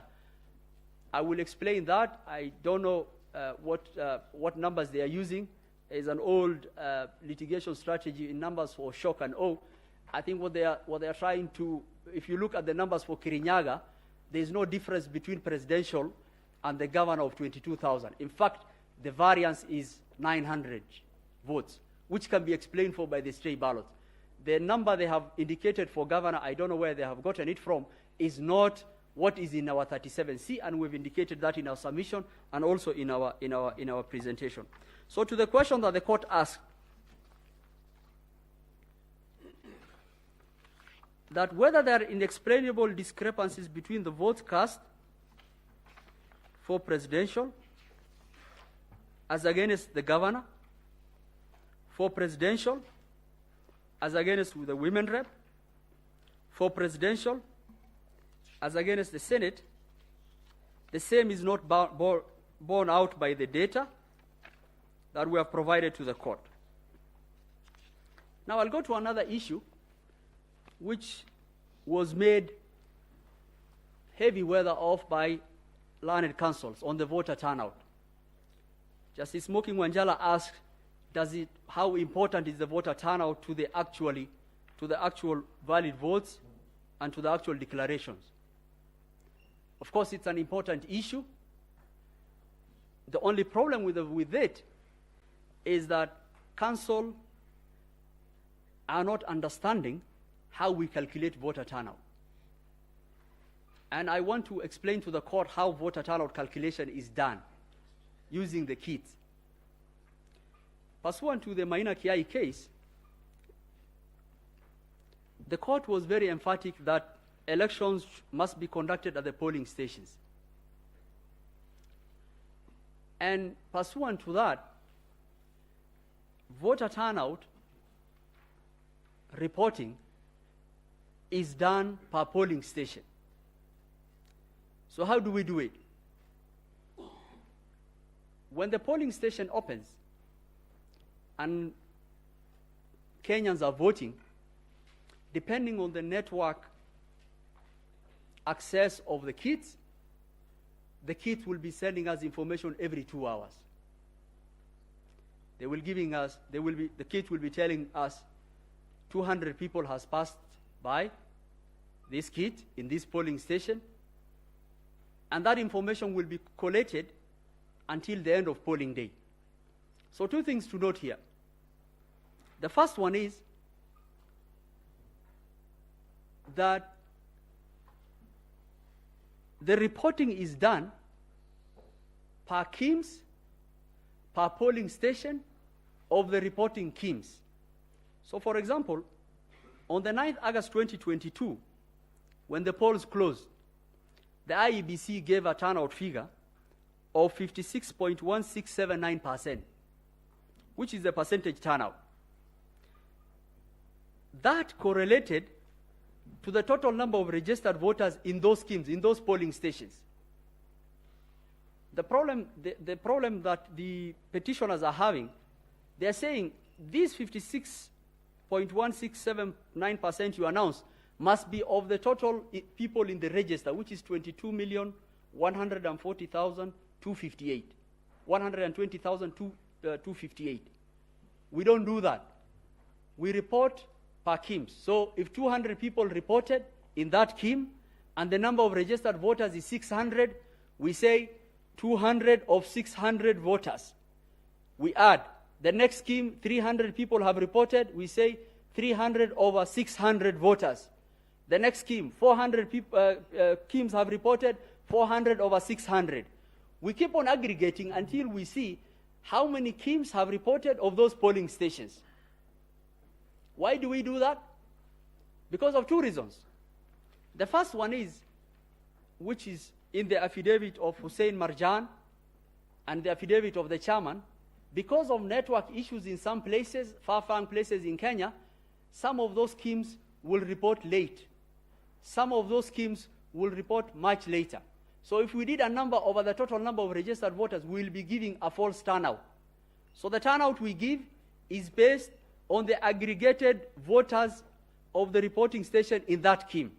So if you took when we announced, the 56.16679% is based on the total registered voters in those stations who have reported in those schemes, which was 21,481,642.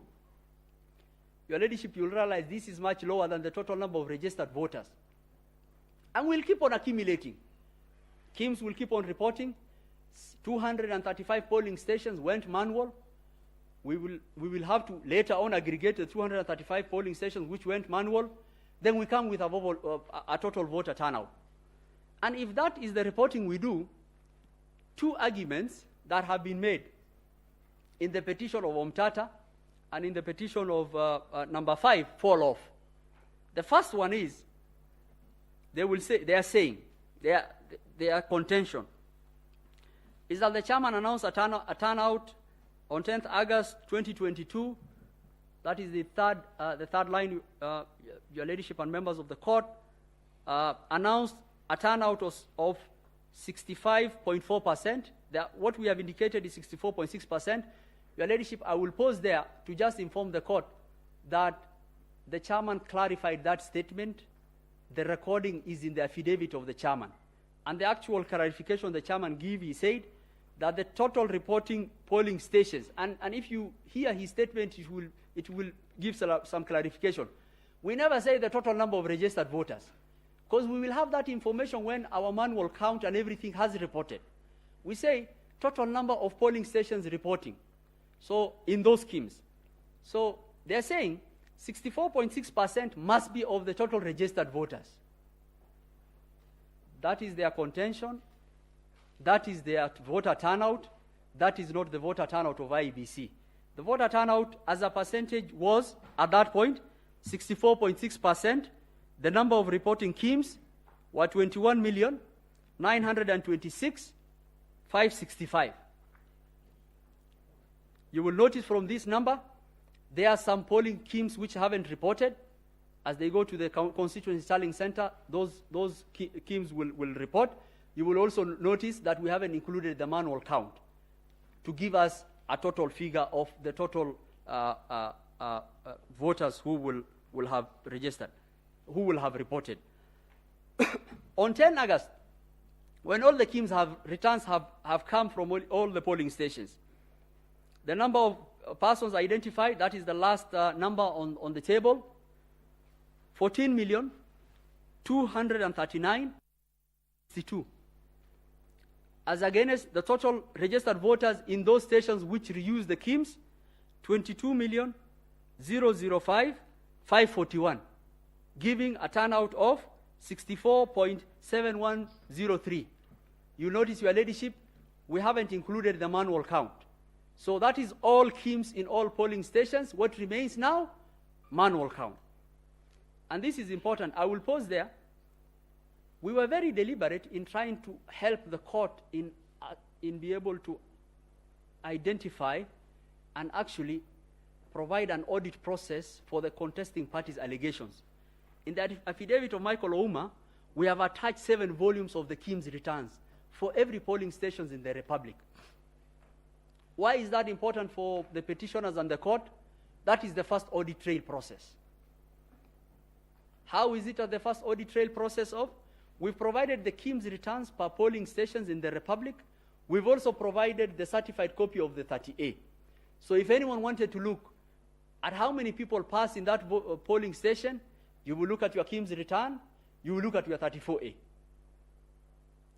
And if there is any inconsistencies between the schemes return and the 34A provided to the court, then question can be asked to our client.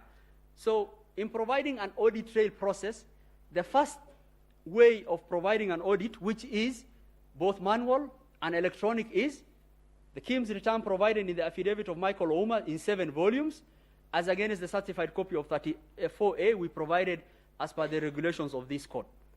So we provided that.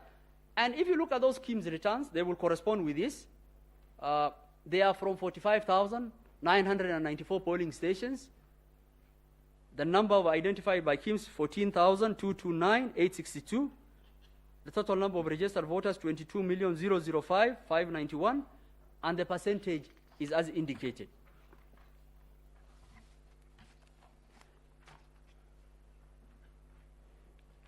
We've indicated how many KIMS there were.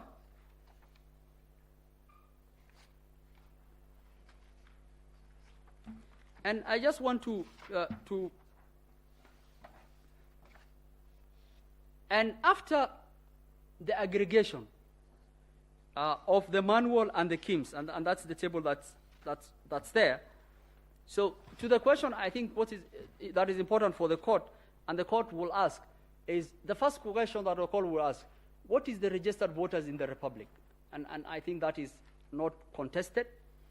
22,120,458. I think it's in the affidavit of everyone, that the register is publicly available, that can be accessed. How many polling stations do we have in the Republic? 46,229. How many people are registered in those polling stations? 22,120,458. How many polling stations were authenticated through using the kits? 45,994. How many registered voters are those in those polling stations? 14,239,862. What are the registered voters in those polling stations authenticated through the kits? 22,005,591. What are the polling stations that were not authenticated through the kits? 235, out of which 6 polling stations, 3 in Eldas and 3 in Quisero, there was violence. And no voting took place, in fact, at the time of that. And so how many polling stations went manual? Using complementary system, 229. What are the number of voters authenticated through the complementary manual system? 86,889. What are the registered voters in those 235 polling stations? 114,917. Why are these numbers important? They are important for audit trail. First, we have provided the KIMS returns to the court, which can be compared as against. Secondly, 99.9914% of Kenyans were authenticated through the KIMS.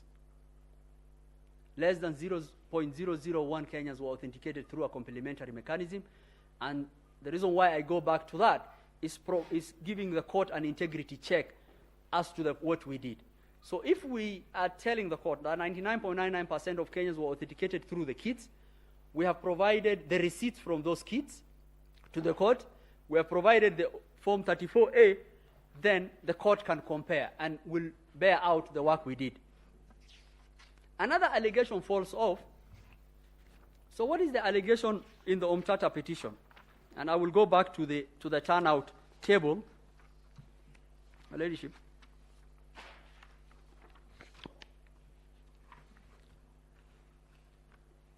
They are saying that the turnout announced by the chairman on 10th August 2022 must be over the total registered voters. That is where the mysterious 140,000 is coming from. So they are saying the 64.60 must be from the 22,124,58. We are telling them that is not how we calculate our turnout. It was very easy to confirm with us and ask us how you do it.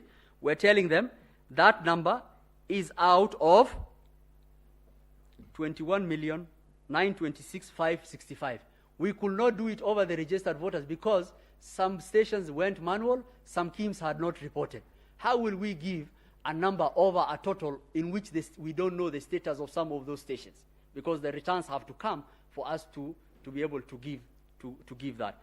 So they're saying 64.6 over the total voter turnout will give you 140,000.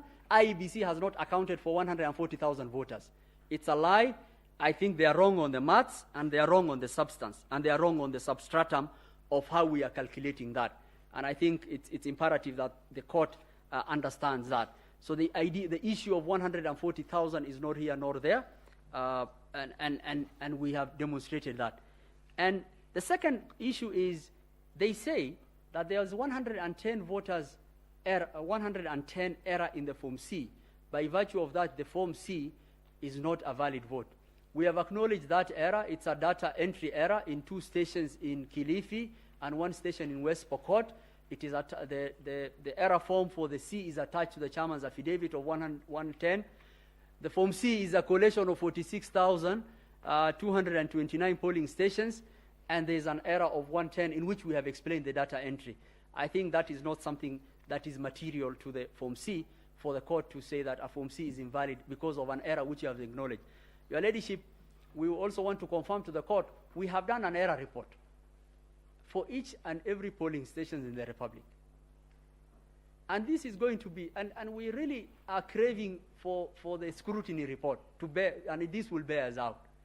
That the voters, what Kenyans voted on the 9th of August is what was transmitted, and it's what was actually announced by the chairman. The will of the Kenyan people was carried out through and through. And that will be borne on by the scrutiny of those ballot boxes. That will be borne out by the information and the data we have given. And that is really important. The other issue I want to actually address is allegations that have been, Your Ladyship, if I could just go to the affidavit of Mother, this is what I was talking to.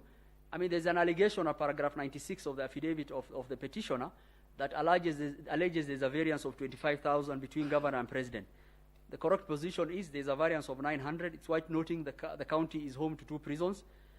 And this is what the court should, and we can provide the court with, even if the court is inclined to even order us to bring all the original Form 34As and the Cs.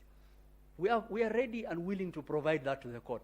Some of these allegations, when you look at it, you really cringe that the allegations that are being made on these numbers, they have no basis.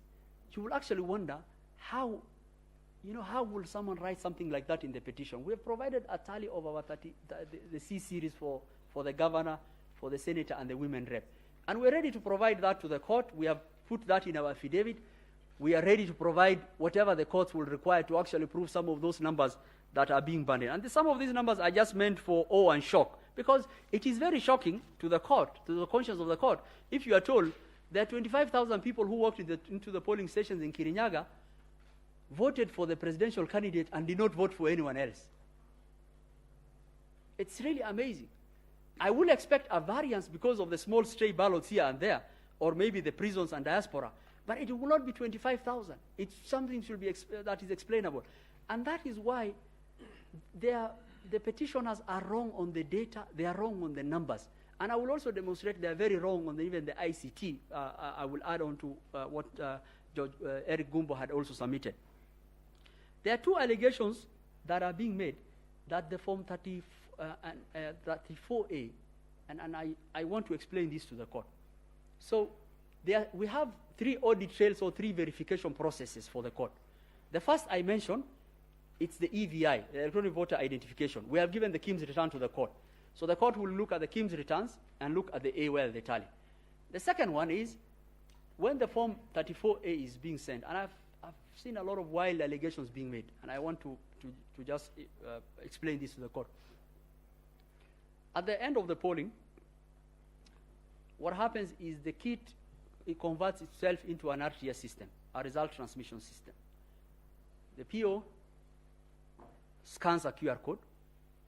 It gives him a transition system. So it tells him, okay, Mr. PO, what do you want to transmit? Enter your PIN.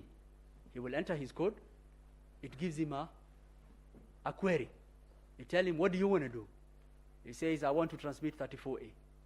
It tells him, okay, can you confirm the following checks have happened? And that's a validation check. Can you confirm that this form is signed by a PO? He says, yes. Can you confirm that this form is signed by a DRO, a deputy PO? He says, yes. Can you confirm this form is a 34A? He says, yes. can you confirm this form has been filled by the agents? He says yes. So after saying all that, then he tells him, take an image. And there's a lot of things being bandied here about the image. And we can provide, I think we've done training for the IBC has done training for everyone, for LSK and the judges. And this is something that we can even provide if the kits are required. The kit takes an image, embedded in it, it has a scanner, and the image is embedded in the KIMS. So it's taking the image, and it's taking the image and scanning it as a PDF. We don't have any other output. We don't, and there's a reason why I'll explain to you why that input is being made, why it's like that for purposes of the security and the other purposes. He takes the image. It actually tells him, if the image is not clear, it will tell him, your image is not clear. Please retake it. So he takes his image, and he presses send.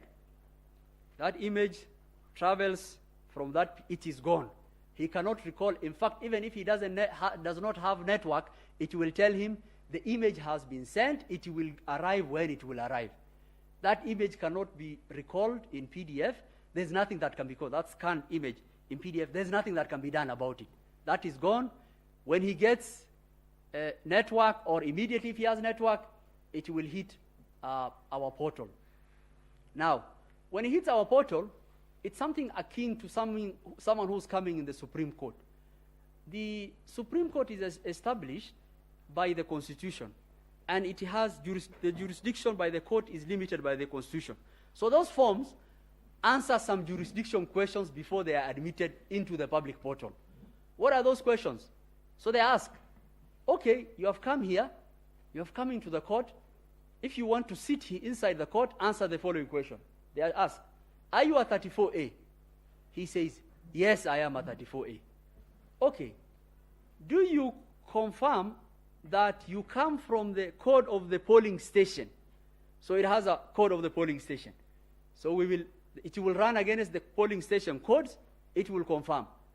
Then it is asked, okay, we've confirmed you are an A, we've confirmed that you are from the code of the polling station provided to us, because all our polling stations have specific codes. Then we ask them. Then it's asked the third question. Do you come from a serial number of our kit? Then he answers, yes, I am from the serial number of the kit.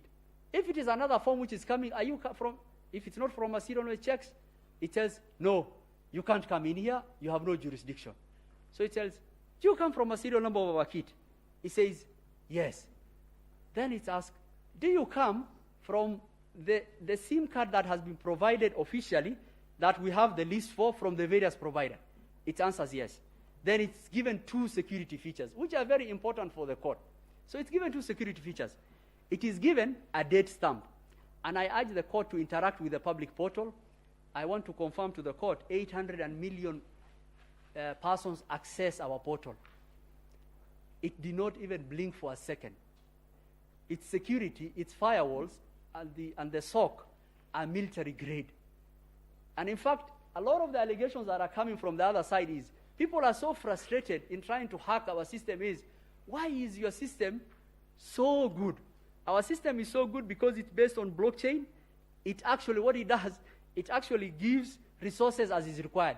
If the 50 million Kenyans logged in now to our portal, it will give them, without even stuttering, whatever form they want.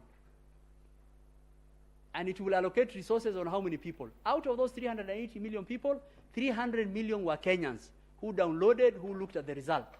So after asking that, it gives two things. It gives a timestamp. The form is given a timestamp, and it's given a date stamp. Now, with that, one of the allegations of staging falls away. So someone is telling you, someone captured a form, amended it, returned it. I am telling you, all my forms have a date and timestamp to the millisecond. And there is no one form that has been transmitted at the same time. And in fact, if you look at the portal, you will see that.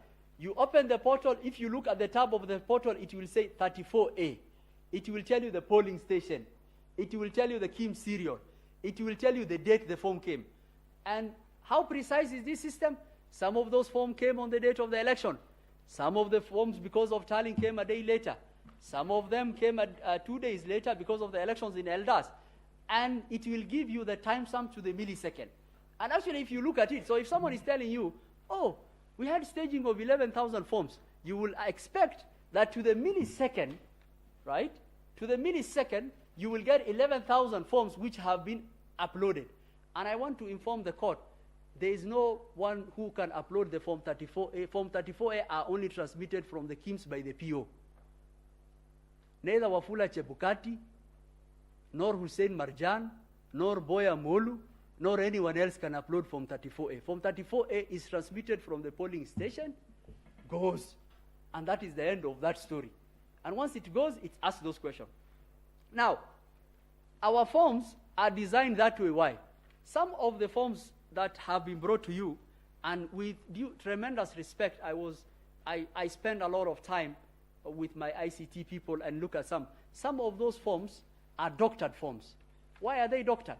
Because of the audit trail that will not allow anyone to be able to actually not be able to verify our forms. Why?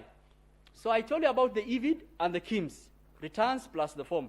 So these forms have 3 manual processes and 3 electronic processes that check each other for the court. And this is very important for the court to actually assess those allegations. So what are the 3 manual processes? PO fills the forms, gives to the agent, paste it there, okay? Travel, so the first one. If you had an agent there, you will get your form. Or it will be in the polling station, it will be stamped in the polling station. The second one is, okay, I didn't have a PO. What check do I have? So I will, both someone who did not have an agent and person who had. So if I didn't have an agent in the polling station, that form travels to the arrow. What does the arrow do with the form? His PO will sit there, he will tell him, I have received the form in the portal, I want to confirm the form you have brought me is the same as the portal. Is it the same serial number? Is it from that KIMS kit? Does the tally agree with what is in the portal? He has a back end for his B because he has to start populating his B. So he takes the form. So we allow at the Constitutional Tallying Center to have agents. If you want copies of the form, can be given. So if you didn't have agent at the polling station, you can still get your form at the Constitutional Tallying Center. So say you didn't have an agent at the Constituency Tallying Center, you didn't have an agent at the polling station. We bring the form out to the National Tallying Center. And I think this is the reason why this court made the decision that the chairman must verify each and every form.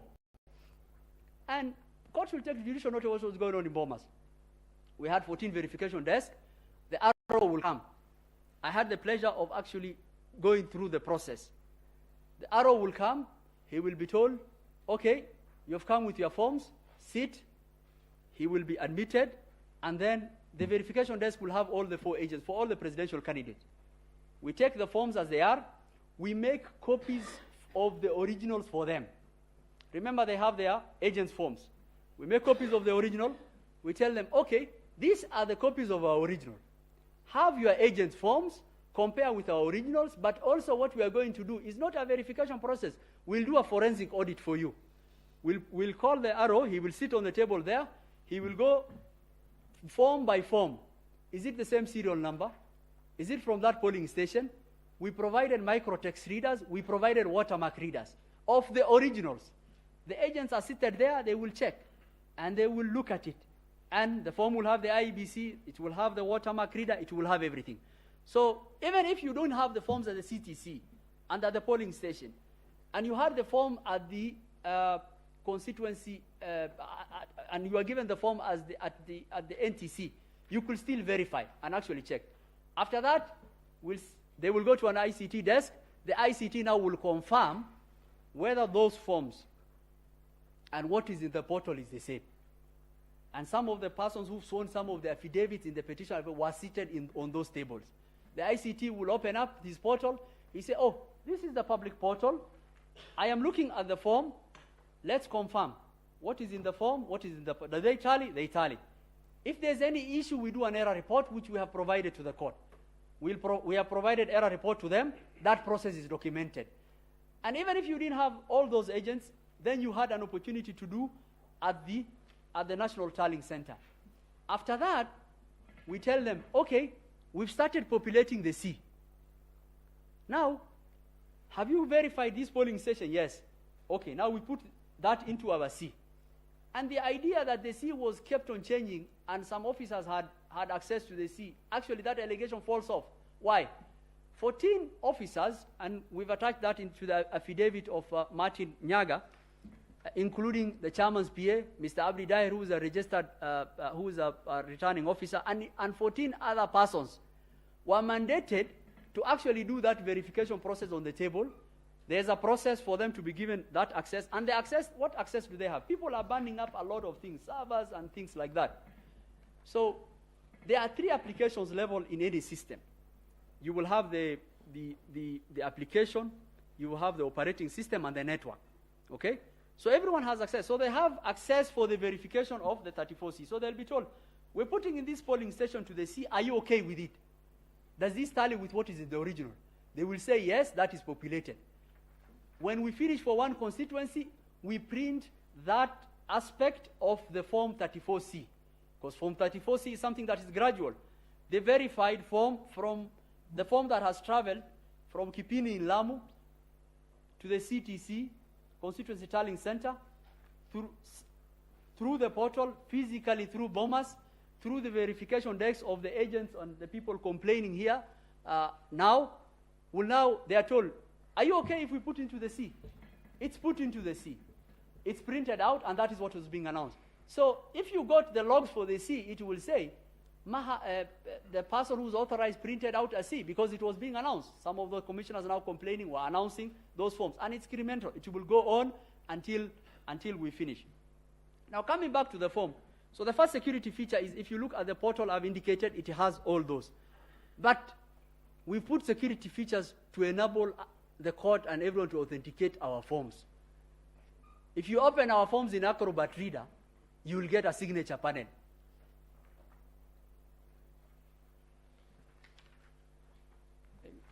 You will get a signature panel. And the signature panel is able to tell you the path of validation of our forms. It will tell you that this form, in fact, the timestamp you'll get on the signature panel is the same as the timestamp when that form was received at the portal. And I've projected, your ladyship have projected there. And if you are a good Acrobat, it will tell you, it will give you a signature panel. It will tell you that this form was not first modified. If you have any PDF form document and you have modified, it will tell you this document was modified on this date by XYZ. It will tell you this form has not been modified from that date. It will also give you assigning a signature. You see that time there? That is the time that is on when it was received on the portal. It's the same timestamp that when you open any form on the portal, it will indicate. So the allegation that forms were intercepted, staging happened, the authentication of our forms are very robust. So the second one now.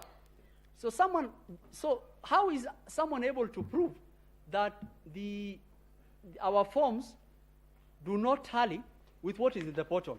You only have to do one thing. You have to download our forms from the portal, get a relatively good Photoshop, and change the numbers on the tally. And I'll come to those allegations where the 34A in the portal are the same as what was given to the agents. We have provided 44 affidavits from various POs. Some of our POs who are Kenyans have had a very sleepless nights. Allegations have been made against them that the forms they brought to the ROs were different from what was announced. The allegations of an affidavit made by someone should be checked against the affidavits of each and every polling station clerk and polling presiding officer who we have endeavored to give the affidavits to the court. And we have given 44 affidavits for presiding officers on these allegations, and many more affidavits for the returning officers. So the only way you will be able to show is you have to print out our form. And the problem with that one is because you cannot do anything about this, where the agents and everything sign, you have to get a Photoshop, amend it to JPEG, get a Photoshop, and actually just removed with the tally. But like every other plan, it has a lot of weaknesses. And the first weakness you will get is, and the first thing they say is, in Gaina polling station in Tiati, that their agent provided them a form. And this is really important for the court. We say untruths have only one leg. They don't have two legs to stand on. The truth stands firm. They say in Gaina polling station, and this is in the affidavit of Arnold Ochieng, that their agent provided them a form. The form is different to what is in the portal. If you look at what is in the portal, that is in the affidavit of Moses Sunkuli, and even the form he has attached himself, it says there was no agent in Gaina polling station. We haven't even gone to authentication and the verification of the process and the form, and I will show that why this is a bad Photoshop gone wrong. So the first allegation is, in Gaina polling station, their agent gave them a form. The tally for the presidential candidate is different from that. Guess what? The form they provided does not indicate there was no agent. And even our portal says there was no agent for any candidate.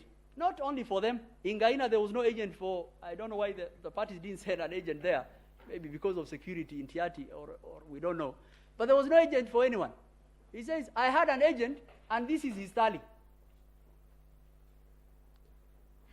So to the question that whether the forms provided by the agents are the same as what is in the portal, the court has to come to one conclusion. Those forms that are being provided in those stations are doctored. They are forgeries, and bad forgeries at that. The first paragraph of that affidavit says so.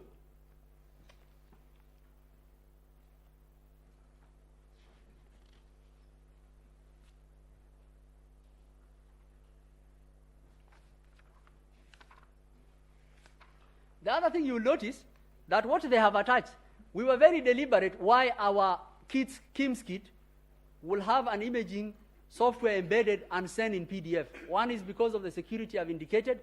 The second one is because, since it is black and white, and agents will be taking pictures of the form, we wanted to differentiate between what the agents are taking with their form and what we are sending ourselves. So, what have they done? Our forms have been printed from the portal, converted to JPEG, numbers fudged. But the problem is, all the background for those forms are our KIMS kit. It's what we sent in the portal.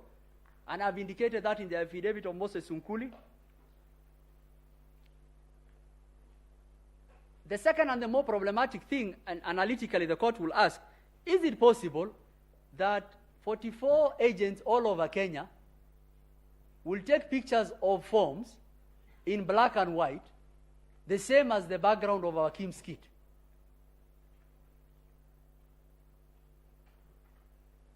And the reason is because of the robustness of our processes. Because we have a manual check and we also have an electronic check.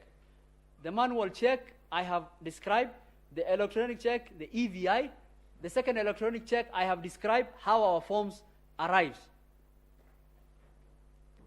So if someone made an allegation that, oh, the form of my agent is different from what I have, the court should ask, okay, we have a portal, we have IEBC POs who are saying something else, we have the original, which has gone different stages. How come it's only your form? And what is fudged, Your Ladyship, I want to point out to the court, is the only thing that has been amended in those forms is the number of tallies. Why have they done that? To tell the court, oh, look, IEBC portal is different from what we have. Okay, if you are thinking, and the challenge that I have been given the challenge that I've been told by my ICT people is we will leave our portal open for another year. If any one of these people who are alleging anything, let them go upload one form. And we took our constitutional duty very seriously to give that audit trail to the court, for the court to be able to make a determined decision. I will mention 3 things on ICT. The first one is John Gidongo has given us an affidavit, which we have answered with Martin Nyaga's affidavit.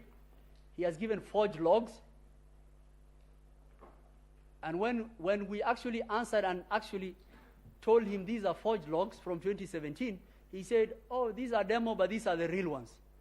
But I think the court should look at the real logs. For example, one of the logs that is charged is the one for Justice Nyangaya. Justice Nyangaya attached Linux cron logs. The ladyship, it's like, and he says these people had access. It's easy to read those logs. They do not mention, no one of those people had access. It's like someone telling you, as you are using your computer, it's running background information. It will give a lot of the OS will be running. It gives a lot of information. And someone says, oh, Mahad accessed the laptop of the judges and did this. And the information that person is giving you is the OS system. Oh, this server, there was an update of this program, there was this. If there was any evidence of that, you should provide something that says, this person accessed at this day at this time. So even the logs which are attached to Justice Nyanga's affidavit are not things that will bear out the allegations they are making. The second thing that I want to mention to the court is the affidavit. A lot of people have made the submissions by the petitioners was that the affidavit of Benson Wesonga and John Joroge proves there was access. We've answered those affidavits, and you will read it. It will surprise this court that Joroge says, I audited the IEBC system. And in answering the first question, we told him, that is a criminal offense. How do you have access to the IEBC system? Which, of course, is a lie. Then he attaches logs. Some of them cooked up, but some of them we've answered. So, for example, he says, the chairman's PA, a gentleman of repute and an advocate of this court who's been a row all over the country, who was part of the 15 people who were doing verification on the bomber's desk, who all the agents were present when they were making the verification of the C. Oh, him he accessed, and 2 other people. How many times? 1,000 times. First, what did they access? I told you, no one can access or upload anything apart from the Kim Sone. What they accessed was at the verification panel for the C, and all the agents were there. Did they require the chairman to sit there entering manually the 46? And in fact, we have attached the authorization for each and every person who was seated on that table. And the court should take judicial notice of what was going on in Bomas and the constitutional timeline relating to the 7-day. Those people had access, the agents were there, everyone was there, and of course, they will verify. He verified 1,000, another person will verify 800. There are Kenyans who have not slept for 5-6 days to actually undertake a constitutional duty of a higher calling. Not well remunerated people who hadn't slept for 6-7 days. They are actually, what they are doing is, they access. Yes, what were they supposed to do? They will access the RTS panel for the C. They will verify you are there. The deponent was on the floor of Bomas. Joroge was there. Their agents were there. The ICT was there. And the court should make note of, there was no one allegation that a form that is in the portal was different than an original which they had verified as relates to the tally.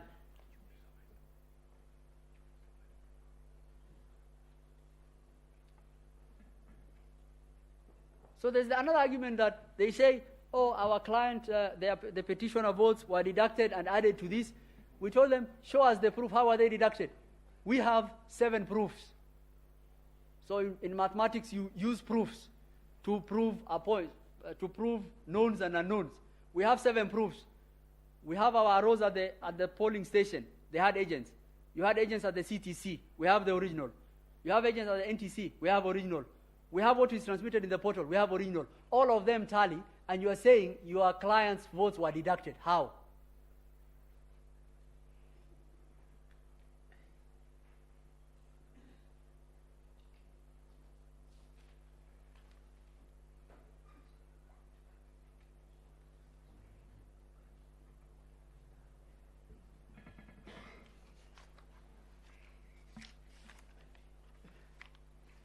I will mention a small issue on the register. I want to note the court, we understood the issues as framed by the court as those issues. The issue of the register was not one of the issues. We have answered in the at paragraph 85 of Hussein Marjan and Michael Omar's affidavits. We did an audit as per the law. The audit was as required by the law, was transmitted to the Speaker of both houses. We did a resolution of most of those audit processes. We have documented what has been done. 262,000 deceased people were removed. There were some Kenyans who had registered both with their passport and IDs. And that process of audit is an ongoing process. We will endeavor to complete it, but I want to confirm to the court that that audit process undertook, and we acted on that audit process, and we went to with a clean register.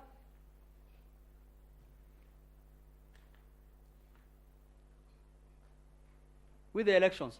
An allegation was made that, oh, your client was printing 34 A's, many of them to actually do something untoward.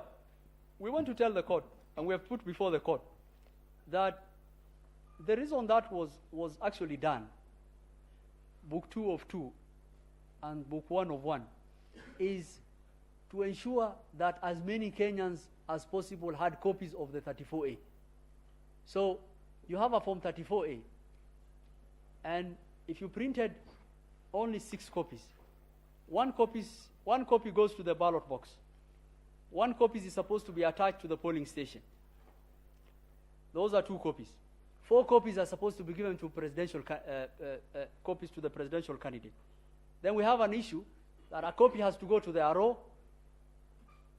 And what we did is we wanted to print many copies of the A's for the purposes of the result.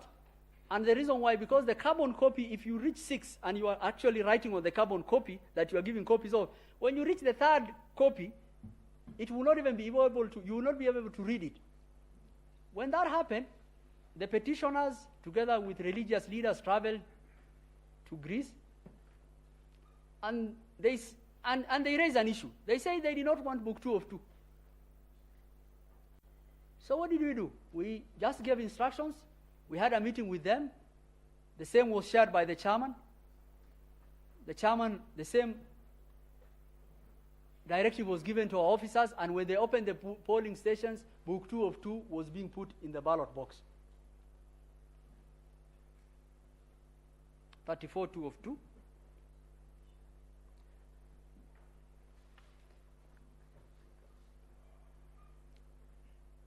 An allegation was made, and this is, I think my ICT people have told me they actually want to buy the patent of this technology, that a JPEG of handwritten document can be converted to CSV, amended, on a form that has signatures and watermark, and converted back to PDF and uploaded. If such technology exists,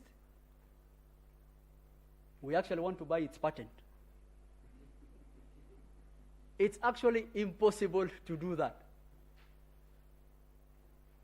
And that is why all of the forms that have been submitted, the only thing that can be done is you have to just look at the tally numbers and try to use Photoshop to change the tally numbers. You can't do that, because the verification process has 8 stages. This form is widely available from the village to the NTC, that for someone to say that, oh, my 34A has been tampered with, it's impossibility.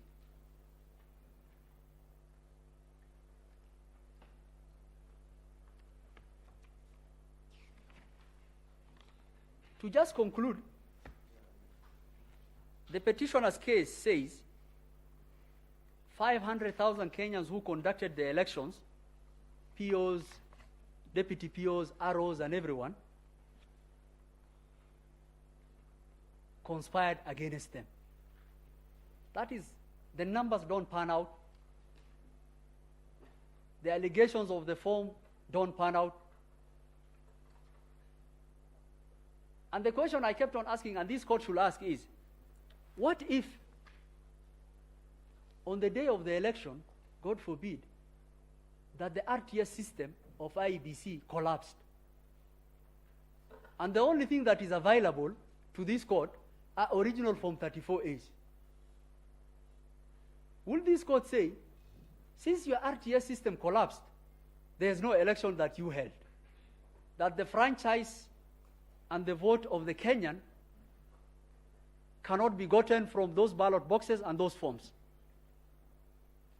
And the second question, and which is really, and we have indicated that in the firewalls and the affidavit of Hila Kavogo, and how robust our system was, and how many who tried to do that. The other question is 300 million Kenyans access that portal. They know the results as indicated. Those results can be verified from the forms original available, from the forms of the agent.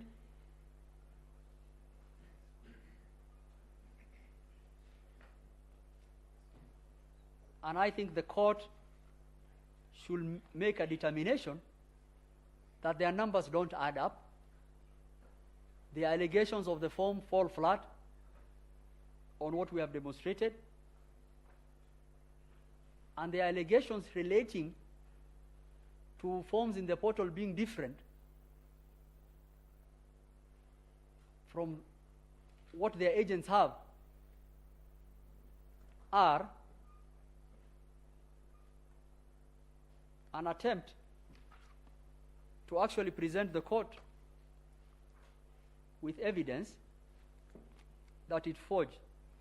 And the court should actually look at those documents, look at those forged logs, and take necessary action against any officer who will have presented those logs or documents. Allegations have been made about Gudino and access. You will find in the affidavit of Hila Kavogo, those people were leads who were actually providing ICT help at the level of the systems. And every person was logged off from our system on the 8th of August. There is an email we have attached to the affidavit as relates to that. Anyone who had access to our systems was someone who was authorized to do.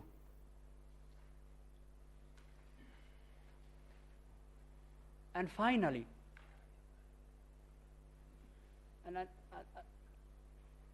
the court should ask the question,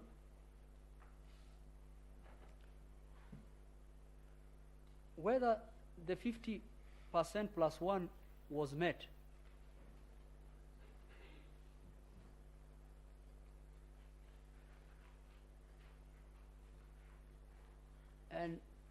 And to that question, Your Ladyship, the late Justice Antonin Scalia, whenever he went to give lectures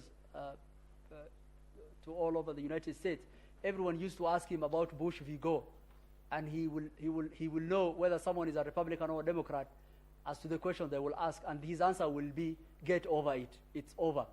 So to 50 plus 1, the court made its determination in 2013 on the votes cast and valid votes and the rejected ballot. Rejected are not votes. Votes is an authentication of preference.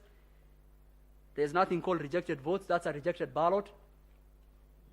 The court emphatically made that decision in 2013 and in 2017.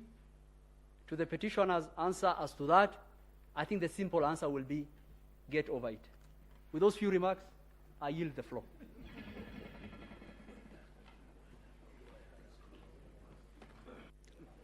Thank you very much, my colleague, Mr. Mahat. Madam Chief Justice, Madam Deputy Chief Justice, honorable members of the court, may it please you, I am called upon to look at issues number 8 and 9 on the materiality question and on reliefs.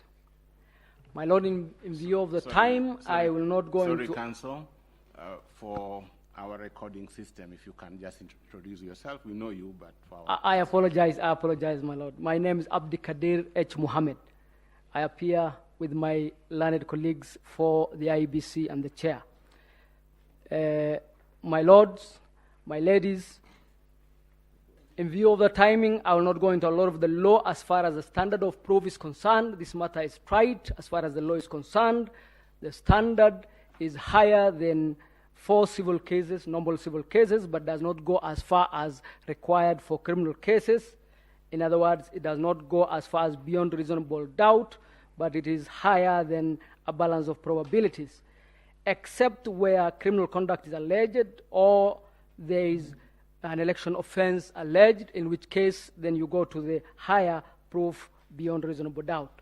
The submissions of the first and second respondent in the lead, the submission of the respondents in the lead petition at paragraph 8, page 4, deal with the law, the cases, Raila Odinga 2013, para 203, number 1, presidential election number 1 of 2017, para 151 to 152, and the courts clearly state that the allegations should not be general, they should not be bare allegations, and the standards must be met. In John Harun Mwau, at page 349 to 350, 2017, that was the holding of the courts. So the law is very clear on this matter, my lords and my ladies. I'll then go on itemizing some of the allegations or some of the issues raised in terms of illegalities and irregularities, and specifically state whether those standards have been met, and in broad case, they haven't. So there have been allegations of a dysfunctional commission. This, my lords, is not a court dealing with a corporate governance case. It is an election petition court dealing with the presidential elections in 2022. My lords and my ladies, the case of Maina Kiai dealt with the issues of the commission and the chair and their place in the process that we are talking about, in the verification process. And it's very important to understand that the petitioners want to turn that case on its head, because if you recall, what the petitioners in the Maina Kiai case were fighting against, it was the interference by the commission or the chairman in the results when they come to the National Tallying Center. This is exactly what the petitioners are asking to do. They are asking the commission to interfere with the results at that point. That is not the law. Number 2, there was the allegation that the commission is equal to the commissioners. That was dealt with by my learned colleague, Senior Counsel Kamau Karori. But let me just add that it will be absurd to say that the only elections, the only verification that is acceptable under the law is verification by the commissioners. What then would we make of the elections at the counties and the tallying and verification at the counties and the tallying and verification at the constituencies where no commissioner is present? What would we make of Section 39(1)(c), which says the commission will transmit? Which commissioner transmitted when? It is the commission officers, the commission employees, and the commission is certainly more than the commissioners. My lords, that allegation, therefore, that there was a dysfunctional commission and this led to the results not being verified is not borne. The standards have not met, and it is not the law. The commission practically will need to rely on its officers across the country in the 46,000 plus polling stations for the work of the commission, including presiding officers verifying and transmitting. The next allegation broadly was the issue of the rogue chairman. Here we have a bogeyman where all the issues can be affixed to this good gentleman. At the end of the day, after you clear through the fog, what were the issues that the chairman was being accused of? They do not meet the standards, I pray. that would be required for us to overturn the presidential elections in the general election of 2022 and send 14 million plus Kenyan voters back to the vote and spend immeasurable amounts in treasure. The chairman is accused of single-handedly conducting the elections, of gazetting himself, and it's alleged that the office of returning officer for the presidential election does not exist. I adopt the presentation from my learned colleague, Mr. Kamau Karori. But suffice it to say that we all accept that 138.10 gives a role to the chairman to declare. That regulation 87.3 gives legal roles to the chairman, and case law has given legal roles to the chairman. Those roles, when you put them together, essentially spell out the role of a returning officer. And in the old company law, the definition of a director used to go that a director is a director by whatever name called. And the returning officer is the returning officer by whatever name called, because he is undertaking the functions of the returning officer. Let me now turn to the allegations from the other commissioners and the averments in the affidavits. If you look at the totality, what you get is that these good ladies and gentlemen were either negligent or unaware of their functions, or in fact were not stating the truth as such, because the law requires for the commission to hold a minimum of 1 meeting per month. More were held during the elections. They attended all those meetings under the affidavits. The vice chair and Mr. Wanderi attended the trip you were told about in Greece, where they went to check on the presidential ballots. The announcements were made by these good people almost 70% of the time. In other words, almost 70% of the announcements done at Bomas were done by these particular commissioners. And the tables were there for everybody to see where verification was happening. And they had no one stopping them from going to attend or direct if they wanted to direct. We would have shown at this point their access to the floor in the 4-minute clip, but in view of time, I will skip that. But I would urge the court to look at that video clip to show the extent of the operations of the commissioners, and especially these 4, in terms of the operations at Bomas. Then we go to the 27 constituencies. The affidavits clearly show that those constituencies were tallied and they were in fact verified, and that the record will clearly show that what was remaining was the announcement. And the 4-second clip will show you the environment and the fracas at the announcement podium at the point in time when Professor Gulie was to go to that podium to announce the 27 stations which had been verified and tallied. I'll play the 4-second clip. Thank you, Sonia. Please. Yes, this is Bomas just before Professor Gulie was to announce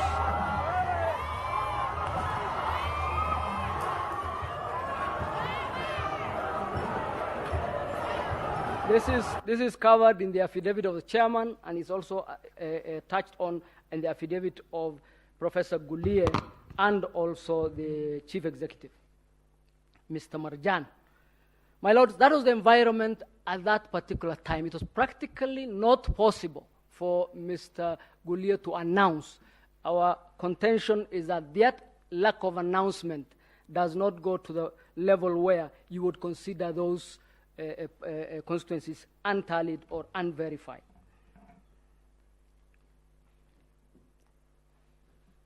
What then were the aim of the commissioners when they say we wanted to, quote unquote, own the results? Because Verification is a very simple process. It has been defined. I'm not going to waste a lot of time on it. Tallying is a mathematical process. The only other verification required, other than compare the forms, was has the candidate met the 50% plus one. What the commissioners actually wanted to do was what was stated in the affidavits of the chairman, the Professor Goulier, and Mr. Molu, which was to moderate the results so that a pre-agreed or pre-arranged result can be declared. That is what they wanted. What they wanted was for a meeting to sit over the decision of who will be president, not the voters, not Form 34A, not the polling station as the law is, but for a meeting of the commissioners at the National Tallying Center after the work had been done to moderate. That is illegal, it is unconstitutional, it is completely unacceptable. And this is in the affidavits. There were two meetings prior to that final meeting. One where there were visitors from the security agencies and the other from individual Kenyans. And those meetings were confirmed by all the protagonists. And this really was the scheme. This was the rupture. You asked yesterday, how come we had not heard of this dysfunctional commission earlier? Because it was a process that was going on, and at the point of disagreement is at the point where now we have rupture. And from that point onwards, those commissioners are part of the scheme, and this time instead of announcing the wrong results, it is aimed at getting this court to overturn the results. That is the scheme. That is the decision the commissioners wanted to be part of. In terms of technology, there are a number of allegations. I adopt the presentation from my colleague, Mr. Gumbo. In terms of the numbers, I adopt the long presentation of Mr. Mahat. And I would stop there in terms of the allegations. Suffice it to say that there have been many, they have been sensational, they have remained unproven, and they are not worthy of the level required to overturn the presidential elections of this country. Let me now go to the remedies very briefly. And the remedies, just one point in terms of the earlier issue. There was a push for moderation. That essentially is to overturn the elections. There was interference from state agents, again asking for a specific. Those are averred in several affidavits. There was the issue of the DCI and certain other state agencies. Contrary to the law requires that under Section 105 of the Elections Act, that all state organs and state officers must give assistance to this commission during this difficult period. Contrary to that, the DCI was indeed an impediment to the holding of the elections and to the functions of the IEBC at that point in time. There were very many officers of the commission picked from the Tallying Center, outside the Tallying Center. It is not a coincidence that the four commissioners refer to those staff members which were then picked by the ATPU. Ask yourself, what is the anti-terrorism police unit got to do with our elections in Bomas? Why would the anti-terrorism police unit be involved in the tabulation verification exercise at Bomas? And that scheme, that assault on our democracy is what you are being asked now at the tail end to. Let me also refer you to the affidavits of the commissioners where they say that the election process was okay until the very tail end. That tail end is where the matters went haywire. Let me go to the reliefs, my lords and my ladies. The reliefs as known by law in terms of the Constitution is at 143. The Supreme Court, if the Supreme Court determines that the election of the president-elect is to be invalid, a fresh election shall be held within 60 days after the determination. And Rule 22 of this court's presidential election petition rules empowers the court, after hearing a presidential election petition, to either dismiss the petition, which is what we are urging the court to do, what our clients are urging the court to do, or to declare the election of the president-elect either valid or invalid, and invalidate the declaration made by the Commission under Article 139(5), and then orders to payments. There was a reference to Section 80 of the Elections Act, and it states that the court has additional power to, quote, direct the Commission to issue a certificate of election of a president if upon recount of the ballots cast, the winner is apparent and that the winner is not found to have committed an election offense. Our view is that this is not operative in this case. Number one, this section assumes a recount. We have no recount in this case. Number two, it's not specific to the presidential elections, as is the case with the Constitution. And number three, it says that as a precondition, as a condition precedent, whoever is getting the benefit of that relief must, of necessity, have not committed an election offense, which presupposes that there is a process for that to have been determined, which has not happened in this case. In any event, it is the contention of the petitioners that indeed the petitioners or their agents are guilty of presidential or of election offenses, and therefore they ought not to be entitled to that relief. But can I go back to the relief sought by the petitioners, especially in 005? They are very convoluted. There are many. They are conflicting. If you look at, and some of them are strange. For example, there is in paragraph 18 of the remedies sought in the petition number 005, you are asked to uphold the decision of the 4 commissioners in rejecting the declaration. No such decision or no such lawful decision exists. You are asked in paragraph 9 to order directing IBC to tally and verify, then declare. That has already happened. The tallying and verification has already happened. You are also asked to find that the elections were held in complete contravention of the Constitution, yet declare under section, hopefully 84, the petitioners, the president-elect and the deputy president-elect. Those two do not head to the same. And then you are also asked to get the election invalid, in which case the section kicks in that there will be a rerun in 60 days, yet to hold that the IBC, as currently constituted, cannot hold the election. In which case, again, you have a conflict that is not subject to be determined. So our view is that the totality of the relief sought raise a lot of problems, as mentioned by the judges on a number of occasions.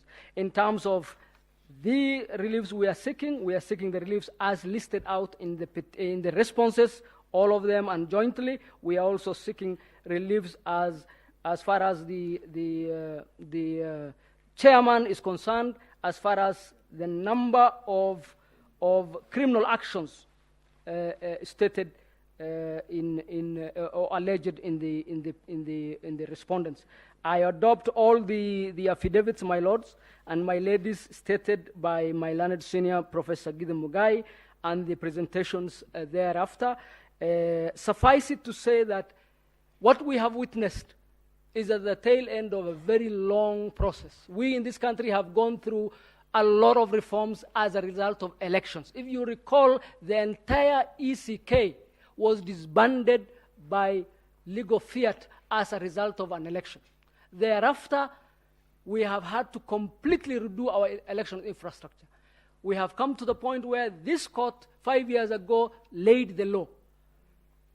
Now, if you look at all those steps, we have taken radical steps that have cost treasure, that have cost lives, that has cost livelihoods, including staff members of the ECK who have either died in office or who have been fired as a result of being told you have all been disbanded. Our law has no problem, my lords. Our elections have no problem. The problem lies with our politics, and the problem lies with our political culture. That cannot be legislated. It cannot be delivered through litigation. It has to be elsewhere.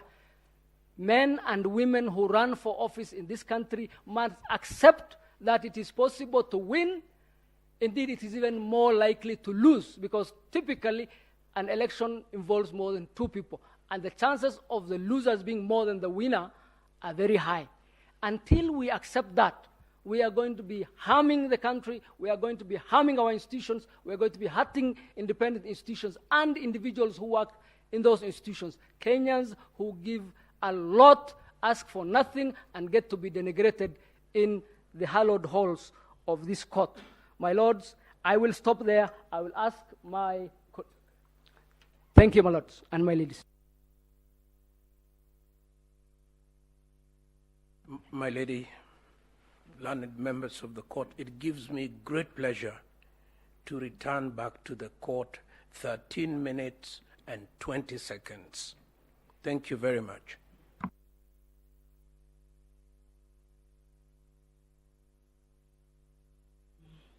Thank you very much for donating to us 13 minutes. We will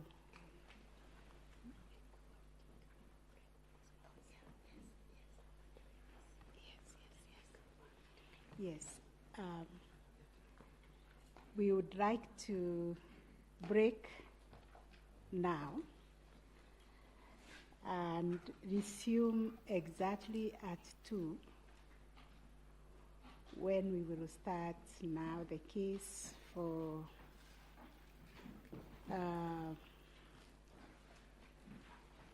should be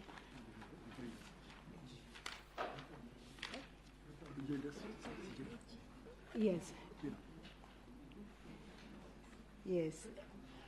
I'm trying to get the right description of the parties, but it will be the case of William Ruto and also the Attorney General. Not now, when we resume at 2, because we haven't risen, we need to rise. I think in order it will be the two commissioners. There are two commissioners. Their case has been done. You are done? Yes. Then it's Attorney General, because Yes. we have to respond to the Attorney General, pursuant to the leave you gave us, Yes. that we respond to the Attorney General. So it will be Attorney General. My learned senior, Oraro, senior counsel is present, and then I'll take over the case for the first and second. There is no problem. Thank you so much. Yes, so we resume at 2. Thank you.